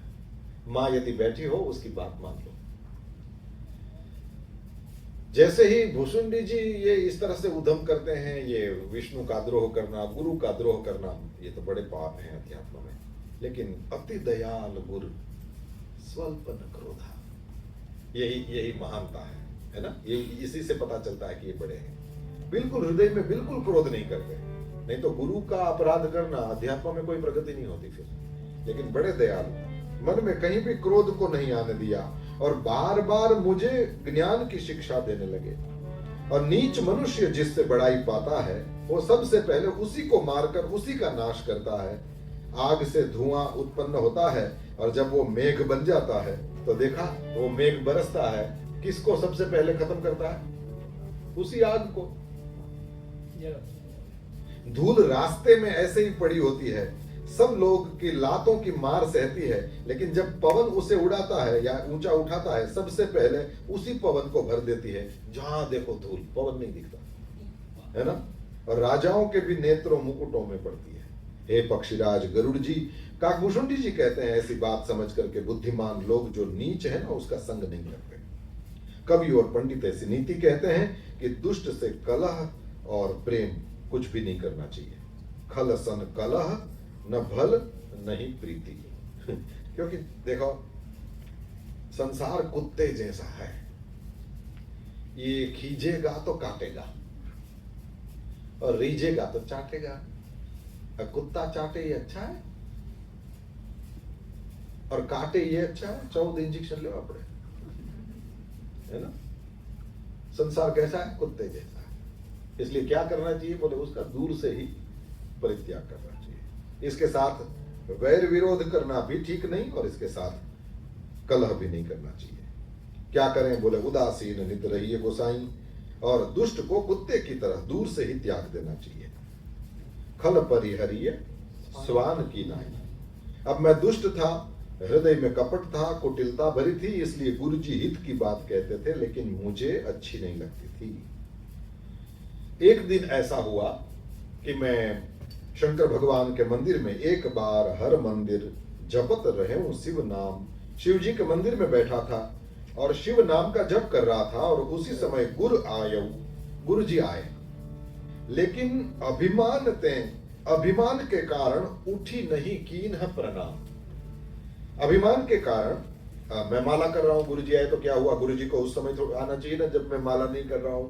पता नहीं है गुरुजी को कि अभी नहीं आना चाहिए। बैठकर अब मैं भी कोई छोटा मोटा गुरुजी हूं, मैं कोई कम नहीं हूं। लो, ऐसा होता है ना।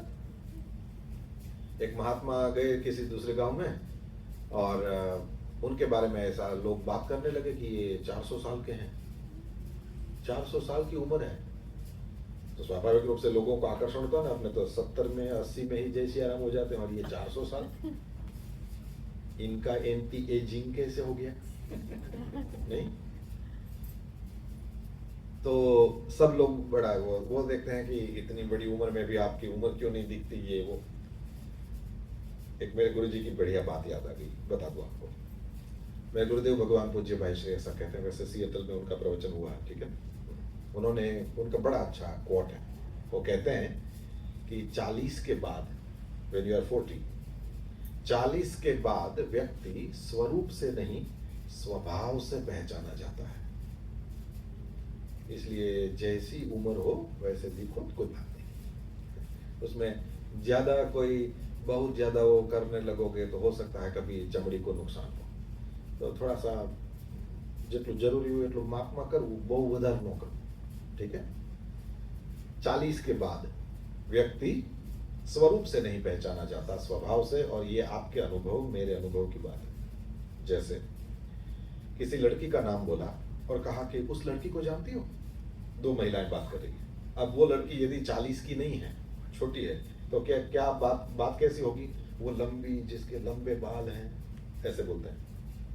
या किसी लड़के के बारे में कहेंगे तो वही ना जो एकदम ऊंचा और एकदम बढ़िया शरीर वाला है। देखो 40 से अंदर होगा तो उसकी बात ऐसे, और वही 40 के बाद होगी तो वो जहां जाती है झगड़ा करती है, उसी की बात कर रही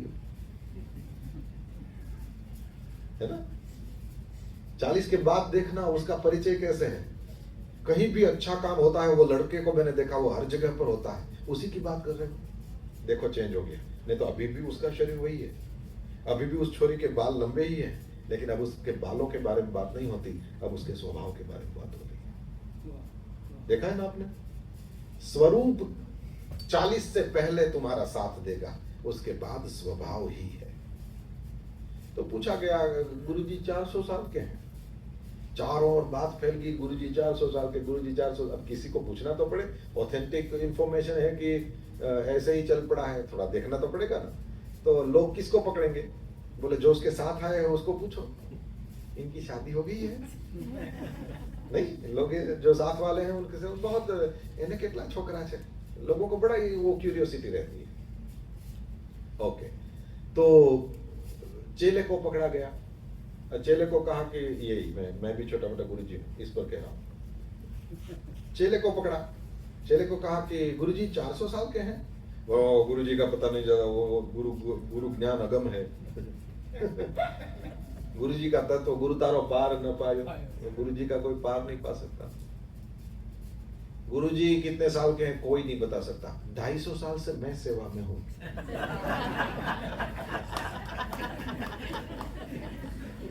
स्मार्ट पीपल, आप लोगों को तुरंत समझ में आ गया बात क्या है। तो मैं भी कोई कम थोड़ी हूँ, मतलब 250 साल से मैं भी हूँ, मतलब वही योग मेरे में भी आ गया है। अब केवल 150 साल के बाद मैं भी, गुरुजी थोड़ी 500, 550, 6 साल के, उसके बाद मैं ही हूँ। लो, तो गुरुजी को आने से पहले सोचना चाहिए ना, मैं माला कर रहा हूँ, अभी क्यों आए?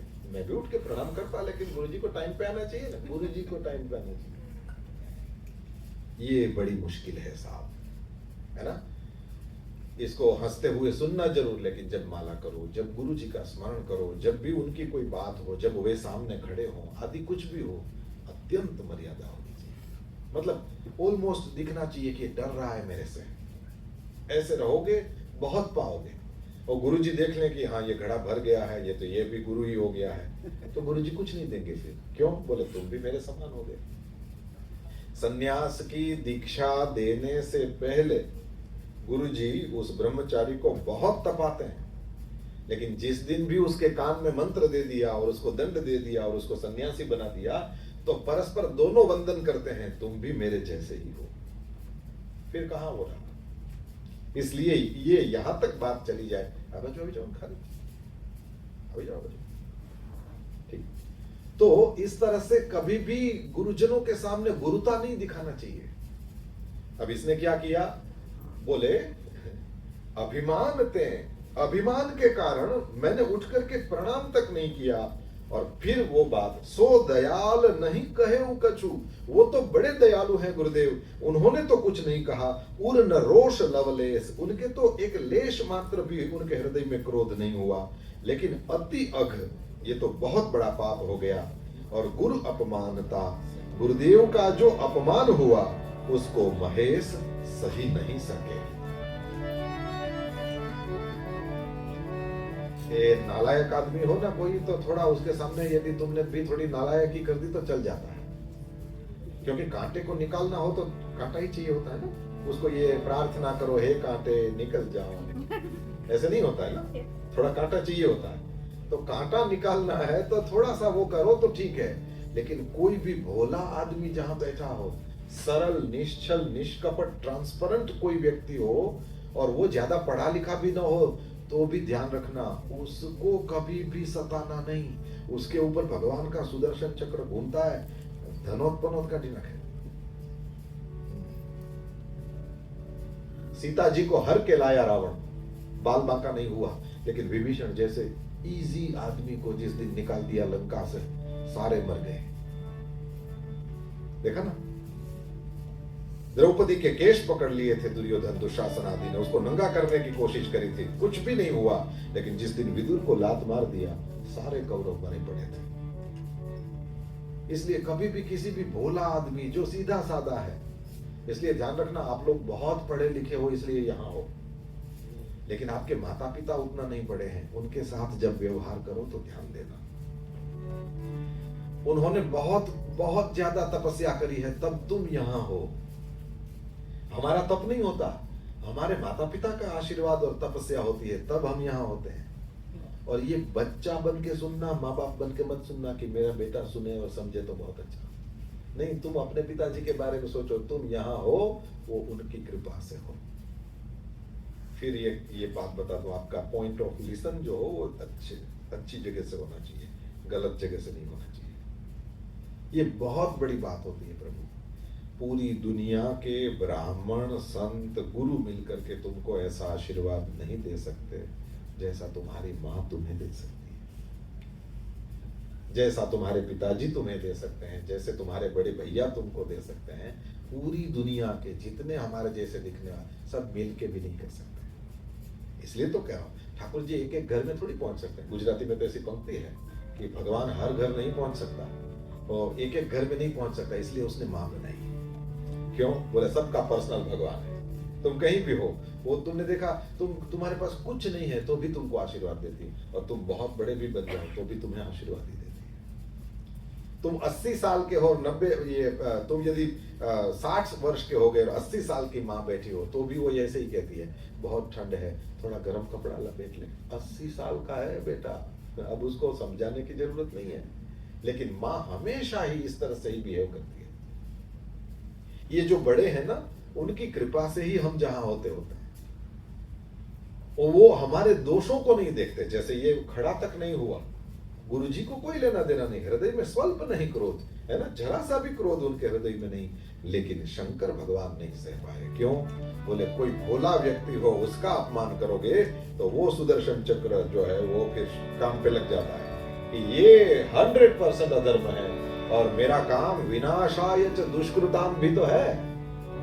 ये साधुओं का परित्राण करते हैं लेकिन साथ साथ दुष्टों का विनाश भी तो करते हैं। आप अपने घर को साफ भी तो रखते हो ना, ये कचरा भी तो निकालना पड़ेगा। तो भगवान दोनों का भी, ये त्रिशूल जो है वो कोई फोटो खिंचाने के लिए थोड़ी है, वो तो सब कर सकते हैं समय से।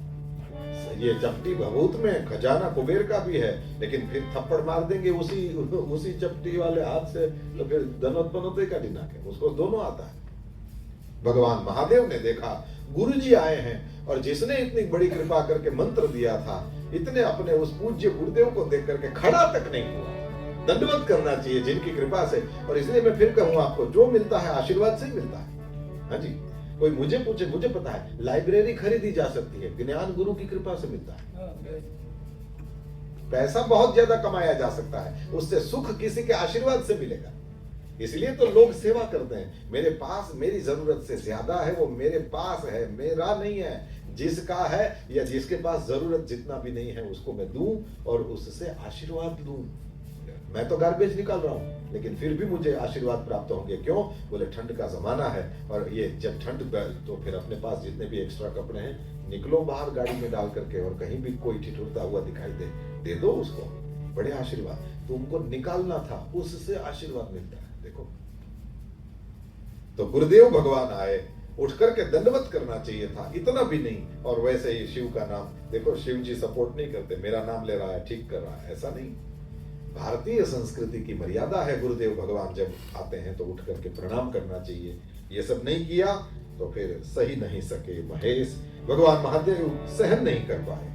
आकाश में, मंदिर में ही आकाशवाणी हुई, रे हत भाग्य, हे मूर्ख, हे अभिमानी, यद्यपि तेरे गुरु को क्रोध नहीं है, वे अत्यंत कृपालु चित्त के हैं, उन्हें पूर्ण और यथार्थ ज्ञान है, तो भी हे मूर्ख, तुम्हें मैं शाप दूंगा, क्योंकि नीति का विरोध मुझे अच्छा नहीं लगता। अरे दुष्ट, यदि मैं तुझे दंड न दूं तो मेरा वेद मार्ग भ्रष्ट हो जाएगा। जो मूर्ख गुरु से ईर्ष्या करते हैं, करोड़ों युगों तक नरक में पड़े रहते हैं, फिर वहां से निकलकर उसे पशु पक्षी आदि योनियों में शरीर धारण करना पड़े, 10,000 जन्मों तक उसको दुख की प्राप्ति होगी। रे पापी, तू गुरु के सामने अजगर की तरह बैठा रहा, तेरी बुद्धि पाप के कारण ढक गई है, इसलिए शाप देता हूं, सर्प हो ही खल मल मत व्यापी, तू सर्प ही हो जा। और अरे अधम से भी अधम, इस सर्प की नीची योनि को पाकर भी किसी बड़े भारी पेड़ के खोखले में जाकर रहना।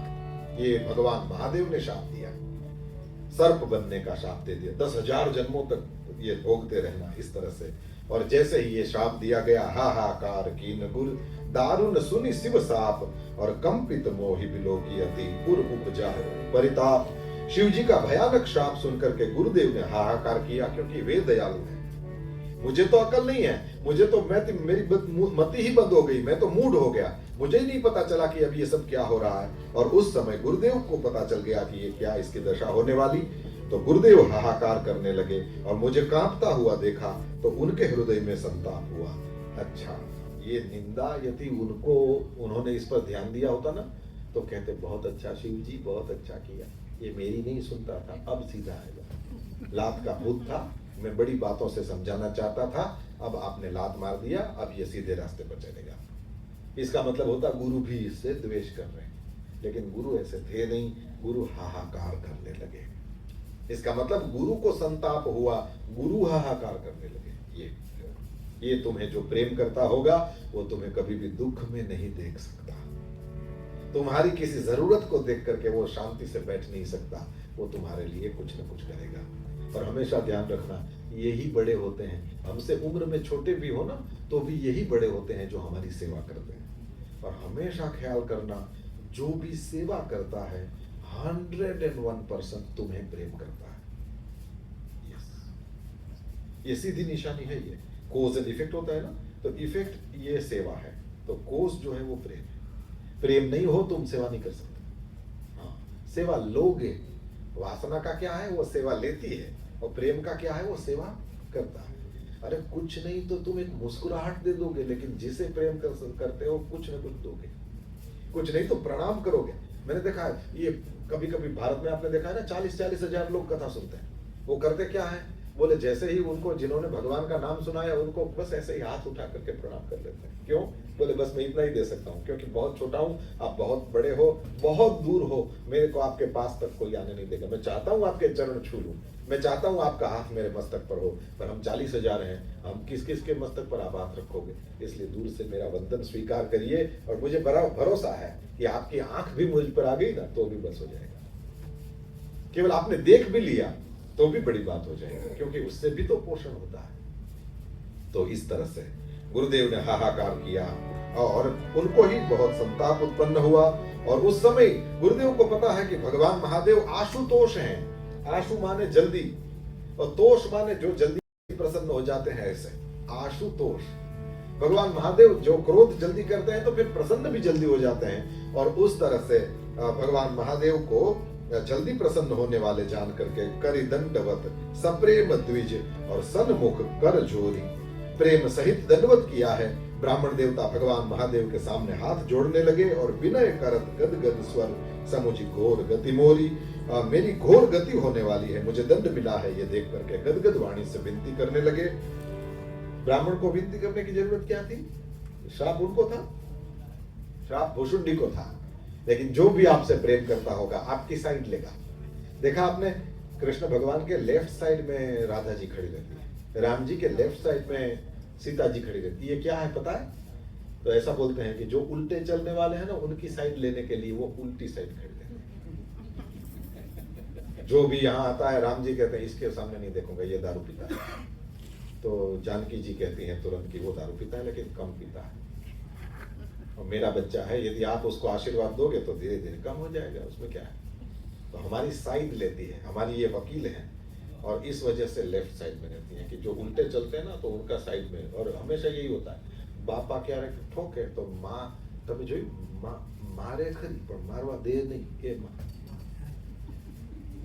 मारे खरी टीबी ठोके, मारती है खुद कभी बच्चे को, लेकिन बाप यदि हाथ उठाएगा तो बोले बच्चे को मार डालना है क्या, वो कभी मारने देगी नहीं, देखना है ना। ये माँ है। तो इस तरह से ये हमारी साइड लेती है। इसी तरह से गुरुदेव ने भी क्या किया, बोले जो ऑलरेडी अपराध किया हुआ है, जिसका प्रगट अपराध है, उसकी साइड लेकर के शिव जी को सब वो प्रेम सहित दंडवत करके स्तुति करते हैं। ऐसी बढ़िया वाली स्तुति है। 7:45 बजे तो शुरू नहीं किया जा सकता ना। क्या टाइम है मंदिर का? अभी अभी अभी नेक्स्ट क्या होगा? आरती होगी। हाँ गुरुदेव, आप जब तक चाहे कर सकते हैं।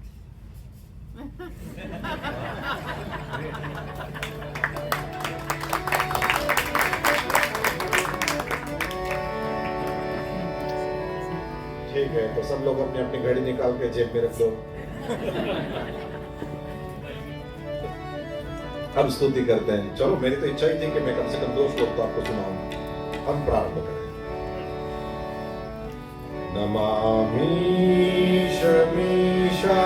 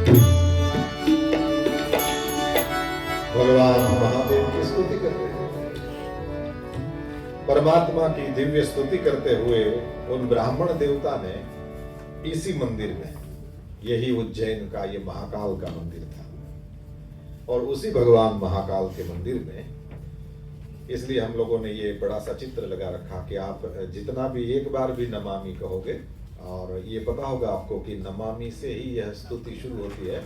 और आपके पास पेपर है तो देख लो, लास्ट वाला श्लोक है, उसमें लास्ट वर्ड क्या है? नमामि शंभो। अंत में भी हे ईश, हे शंभो, आपको नमामि।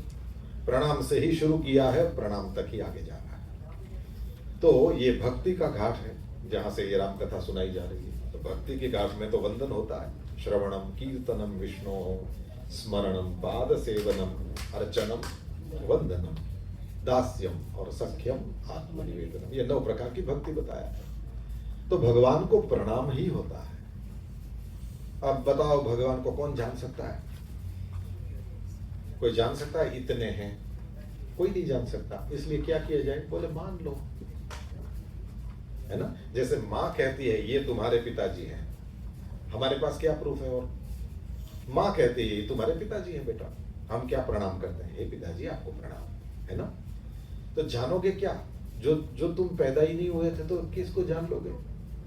क्या बेटर है? मान लो। और आपने देखा बहुत जानने की कोशिश करने वालों के पास कुछ नहीं होता है, क्योंकि जानने का तो कोई अंत ही नहीं है ना। रोज 4 बुक नए पब्लिश होते हैं, कितना ज्ञान प्राप्त कर लोगे? रोज रोज अपडेट्स आते रहते हैं, कितना करोगे? फिर ऑटो अपडेट पे डाल देना पड़ता है, जब अपडेट आए कर लेना है ना। रोज अपडेट होना चाहो, आखिर कितना अपडेट करोगे? एक ही रास्ता है, मान लो। मानने से क्या होता है? बोले मानोगे तो फिर प्रेम करोगे ना। वो जानने वाले तो उसी में पड़े रहते हैं, अभी मेरे पास ये अपडेट नहीं, अभी मेरे पास ये नहीं, वो अतृप्ति में ही रहते हैं। और जिसने मान लिया मेरा बच्चा है, अच्छा ही बच्चा है, अब वो माँ उसको प्रेम करती है। अब बाप को क्या, अब इसको ये नहीं आता, अब इसमें ये डालना बाकी है, अभी इसको ये सिखाना बाकी है, अभी इसको ये सिखा, वो अतृप्त ही रहता है। और माँ जैसा है मेरा राजा बेटा है, और उसको वो प्रेम करती ही रहती है। और देखा, बाप हमेशा टेंस और माँ हमेशा खुश है। एक कमरे का घर हो, महिला प्रसन्न होती है, उसको 2 कमरे का घर बनाना होता है। यस, 2 कमरे का घर है, वो जो घर की लक्ष्मी है वो तो राजी है, उसको पड़ी है कि नहीं 4 बेडरूम चाहिए। किसको पड़ी होती है? ये क्या चाहती है? 1 रूम भी हो तो भी नीट एंड क्लीन होना चाहिए, 2 हो तो भी उतना ही, और बड़ा पैलेस भी ठाकुर की कृपा से हो जाए तो भी वो नीट एंड क्लीन होना चाहिए। अतिथि वहां भी आना चाहिए, बड़ा घर है ये सोच के मैं कहीं नहीं जाऊं, मेरे यहाँ कोई नहीं, ऐसे नहीं। ये बड़ी बात होती है। तो मान लेने वाले जो है ना, वो बहुत जल्दी प्रसन्न हो जाते हैं। और भगवान है कि नहीं, पहले मैं परीक्षा करूंगा फिर देखूंगा। ठीक है, कर परीक्षा, है ना, क्या कहें उसको फिर। और मान लेने वाले क्या करते हैं? बोले तुरंत नमामि शमीशा, मानो तो पत्थर है, मानो तो शिव है। फर्क पत्थर को क्या पढ़ना है, फर्क हमको आपको पढ़ना है। ऐसा होता है ना। ये धर्म के मामले में भी मैंने ऐसे देखा, कुछ लोग ऐसे भी आ जाते हैं जो केवल कपड़े पहनते हैं, अंदर से वैसे नहीं होते, तो वो फिर यहाँ आकर भी इधर उधर गड़बड़ करते होंगे। अब 1-2 गड़बड़ करते हैं तो सब लोग सबको इस तरह से देखने लगता है। कभी कभी अपराध बन जाता है इसमें, और कोई तकलीफ नहीं, इसमें कभी कभी हमसे अपराध बन जाता है, और ये मुश्किल है। इसलिए उसको क्या फर्क पड़ता है? इसको तुम पत्थर मानो, कोई फर्क नहीं पड़ता। ये अभी मैंने देखा, वहां जाम्बिया में मैं था, तो वहां पर वो ग्रीन कलर का स्टोन निकलता है, उसी से फिर तांबा निकलता है। तो वो जो ग्रीन कलर का स्टोन है, तो उसको किसी ने वहां वो मशीन में लगा करके एकदम शिवलिंग जैसा उसको कर दिया, और उसको रखने के लिए वो मतलब अंडे जैसे आकार का, और रखने के लिए एक जैसे बस वही जहां से पानी जाता है, ऐसी जलाधारी नहीं थी, बाकी देखो तो एकदम शिवलिंग लगे। अब मैं सनातनी वहां खड़ा था तो मुझे वो शिवलिंग लगता था।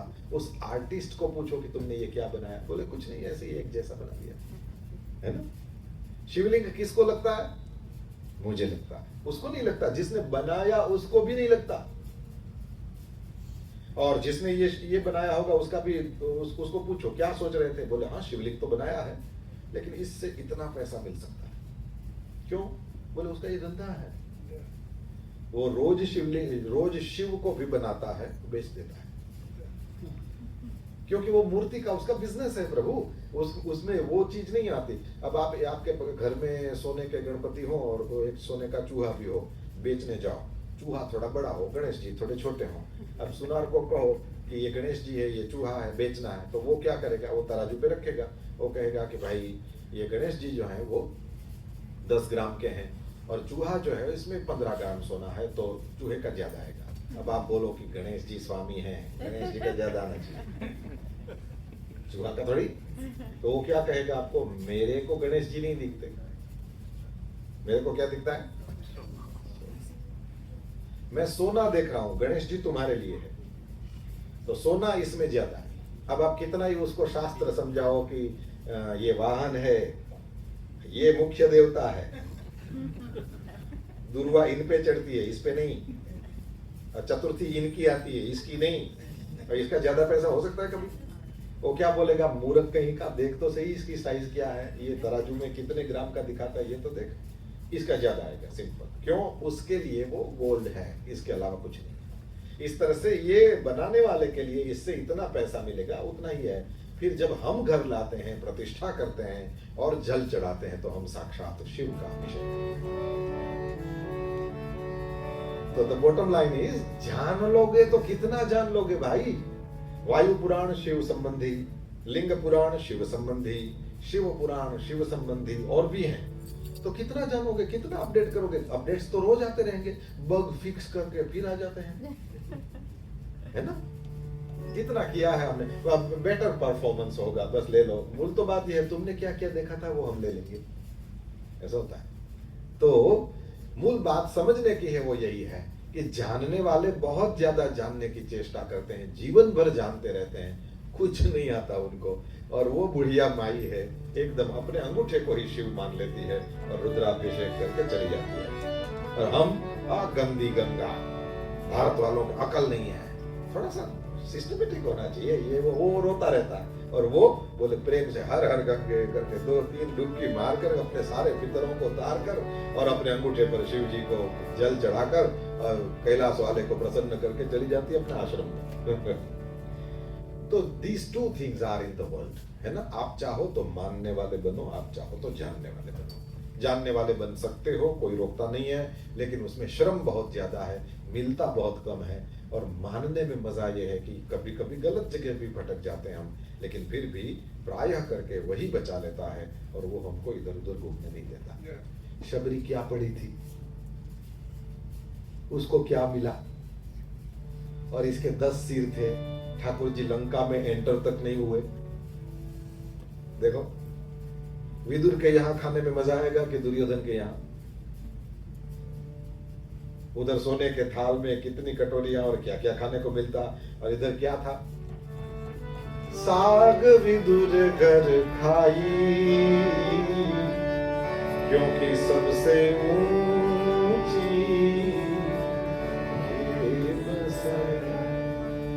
ये मैं नहीं कह रहा हूं, ये सूरदास जी कह रहे हैं। ठाकुर जी को क्या समझ में आता है? कोई साग पसंद थी ऐसा नहीं, वो तो दुर्योधन को बोलते कि तुम्हारी पत्नी भानुमति को बोलना साग बनाए, तो साग बना दे। ये प्रॉब्लम नहीं थी। प्रॉब्लम ये थी कि वो प्रेम से नहीं खिला रहा था। और हम कहीं भी जाते हैं तो क्या चाहते हैं? पोजीशन तो किसी की कुछ हो सकती है, किसी की कुछ। हम लोगों को तो, हम तो घूमते ही रहते हैं, इसलिए हम लोगों ने बड़ी बड़ी पोजीशन देखी है। हाँ जी, हमको क्या नहीं देखने को मिला प्रभु। लेकिन वो हम चिपकते नहीं, हम पास, बस वही, यहां से पास हो जाओ, वहां से पास होते रहो, रुकोगे तो गए काम से। और जिसका है उसको उसके पास रहने दो, तुम वहां जाओ, तुमसे हो सकती है उसकी उतनी सेवा करो, उसके घर में सब खुश रहें ऐसी प्रार्थना करो, सबका मंगल हो, वहां तुम रह रहे हो, उसकी रोटी खा रहे हो, सबका मंगल हो ये प्रार्थना करो, ये घर हमेशा ही इस तरह से आबाद रहे ऐसी प्रार्थना करो, और फिर निकल चलो, तुम्हारा यही काम है। तो ठाकुर जी को कोई वो मेवा से तकलीफ भी नहीं है, क्योंकि वो द्वारकाधीश है, और द्वारका में 13 बार भोग लगता है भगवान। एक दिन में द्वारका में 13 बार भोग लगता है।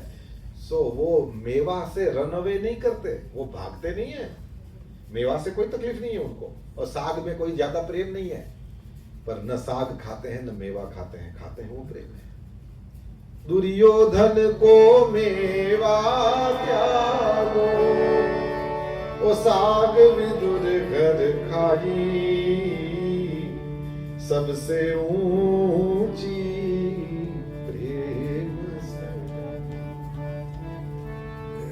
जो भी प्रेम करेगा सेवा करेगा, जो भी प्रेम करेगा उसके पास सब लोग आएंगे, और जो भी प्रेम करेगा वह नितांत आनंद में, क्योंकि उसको जानने की नहीं पड़ी है ना? तुम अच्छे हो बुरे हो, आपने देखा होगा, तुम जिसको भी दान दो ना, फिर दान दे के भाग जाओ, ज्यादा उसको देखना नहीं, नहीं तो प्रायः नालायक होते हैं। यदि ज्यादा वो देखना चाहोगे कि जैसे क्या कहना, ठीक से कही दो, दान देना चाहो तो सबसे पहले अपने नजदीक वालों को देना चाहिए। आपको अच्छा लगे बुरा लगे, आपका जो सगा संबंधी है उसको यदि जरूरत है, सबसे पहले आपकी हेल्प वहां जानी चाहिए। अब जैसे ही हम ये बोले तो कहते हैं आपको नहीं पता हमारे सगे संबंधी के, सबके ऐसे ही होते हैं।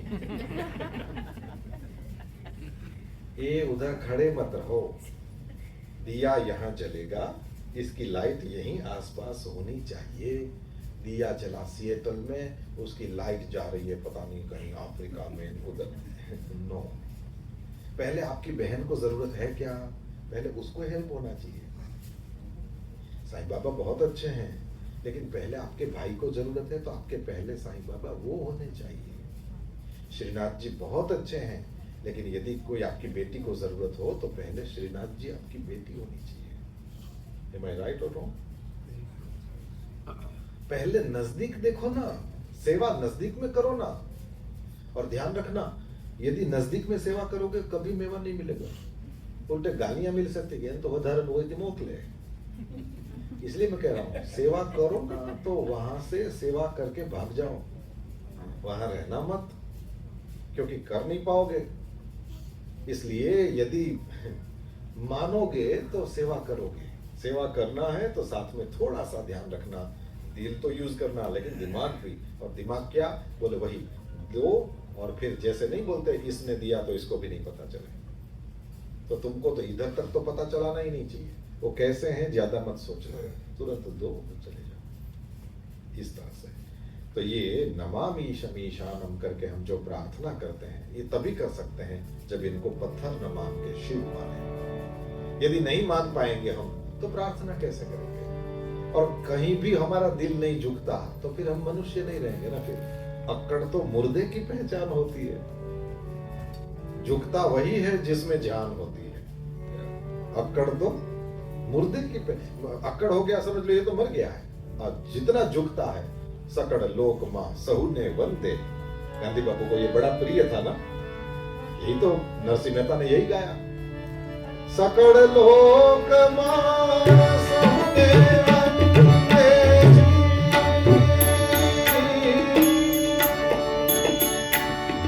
निंदा न करे के लीने, सकड़ लोक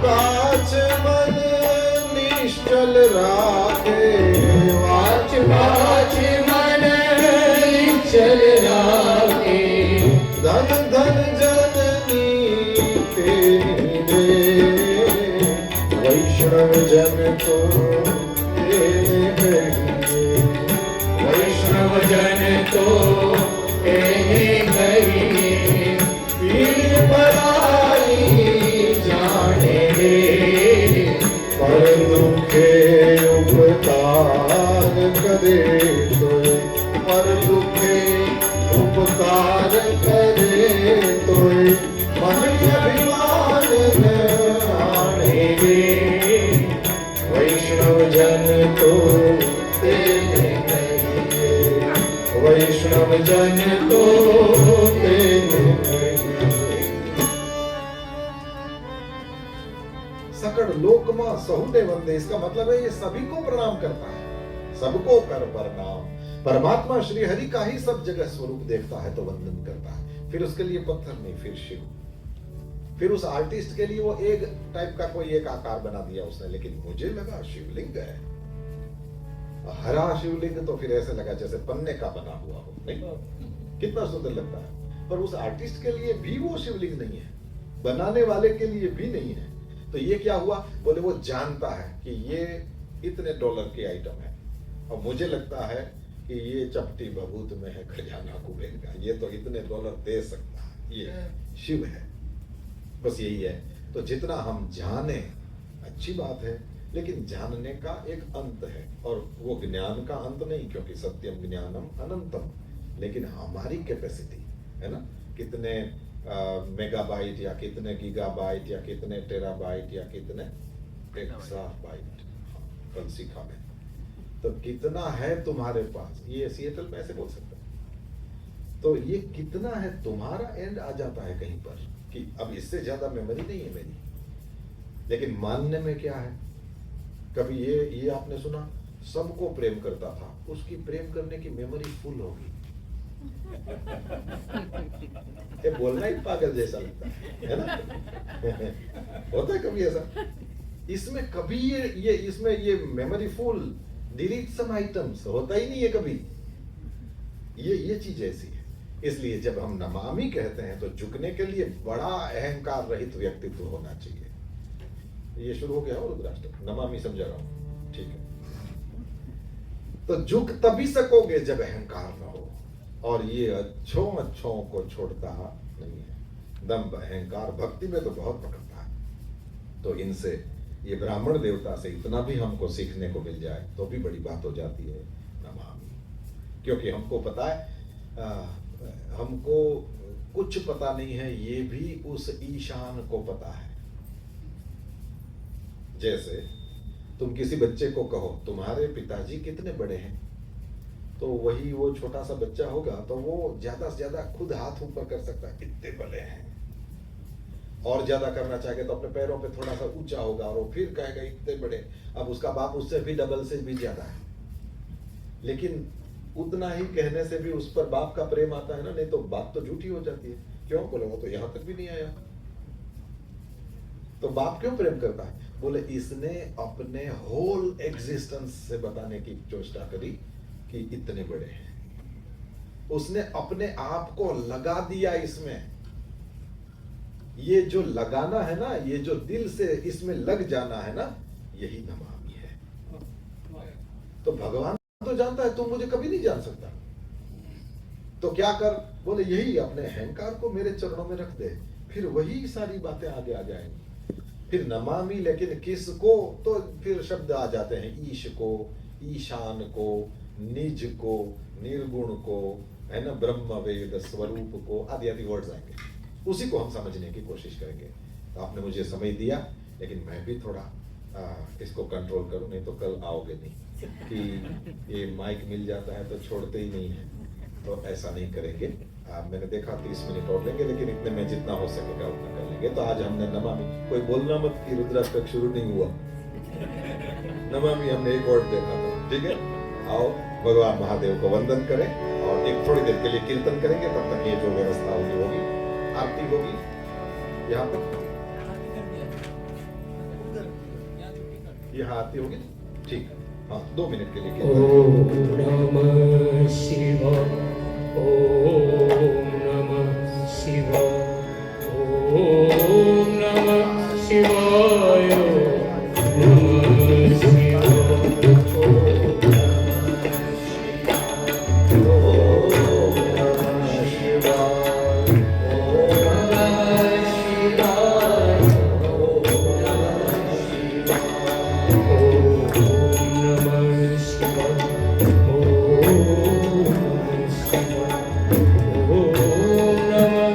Shiva.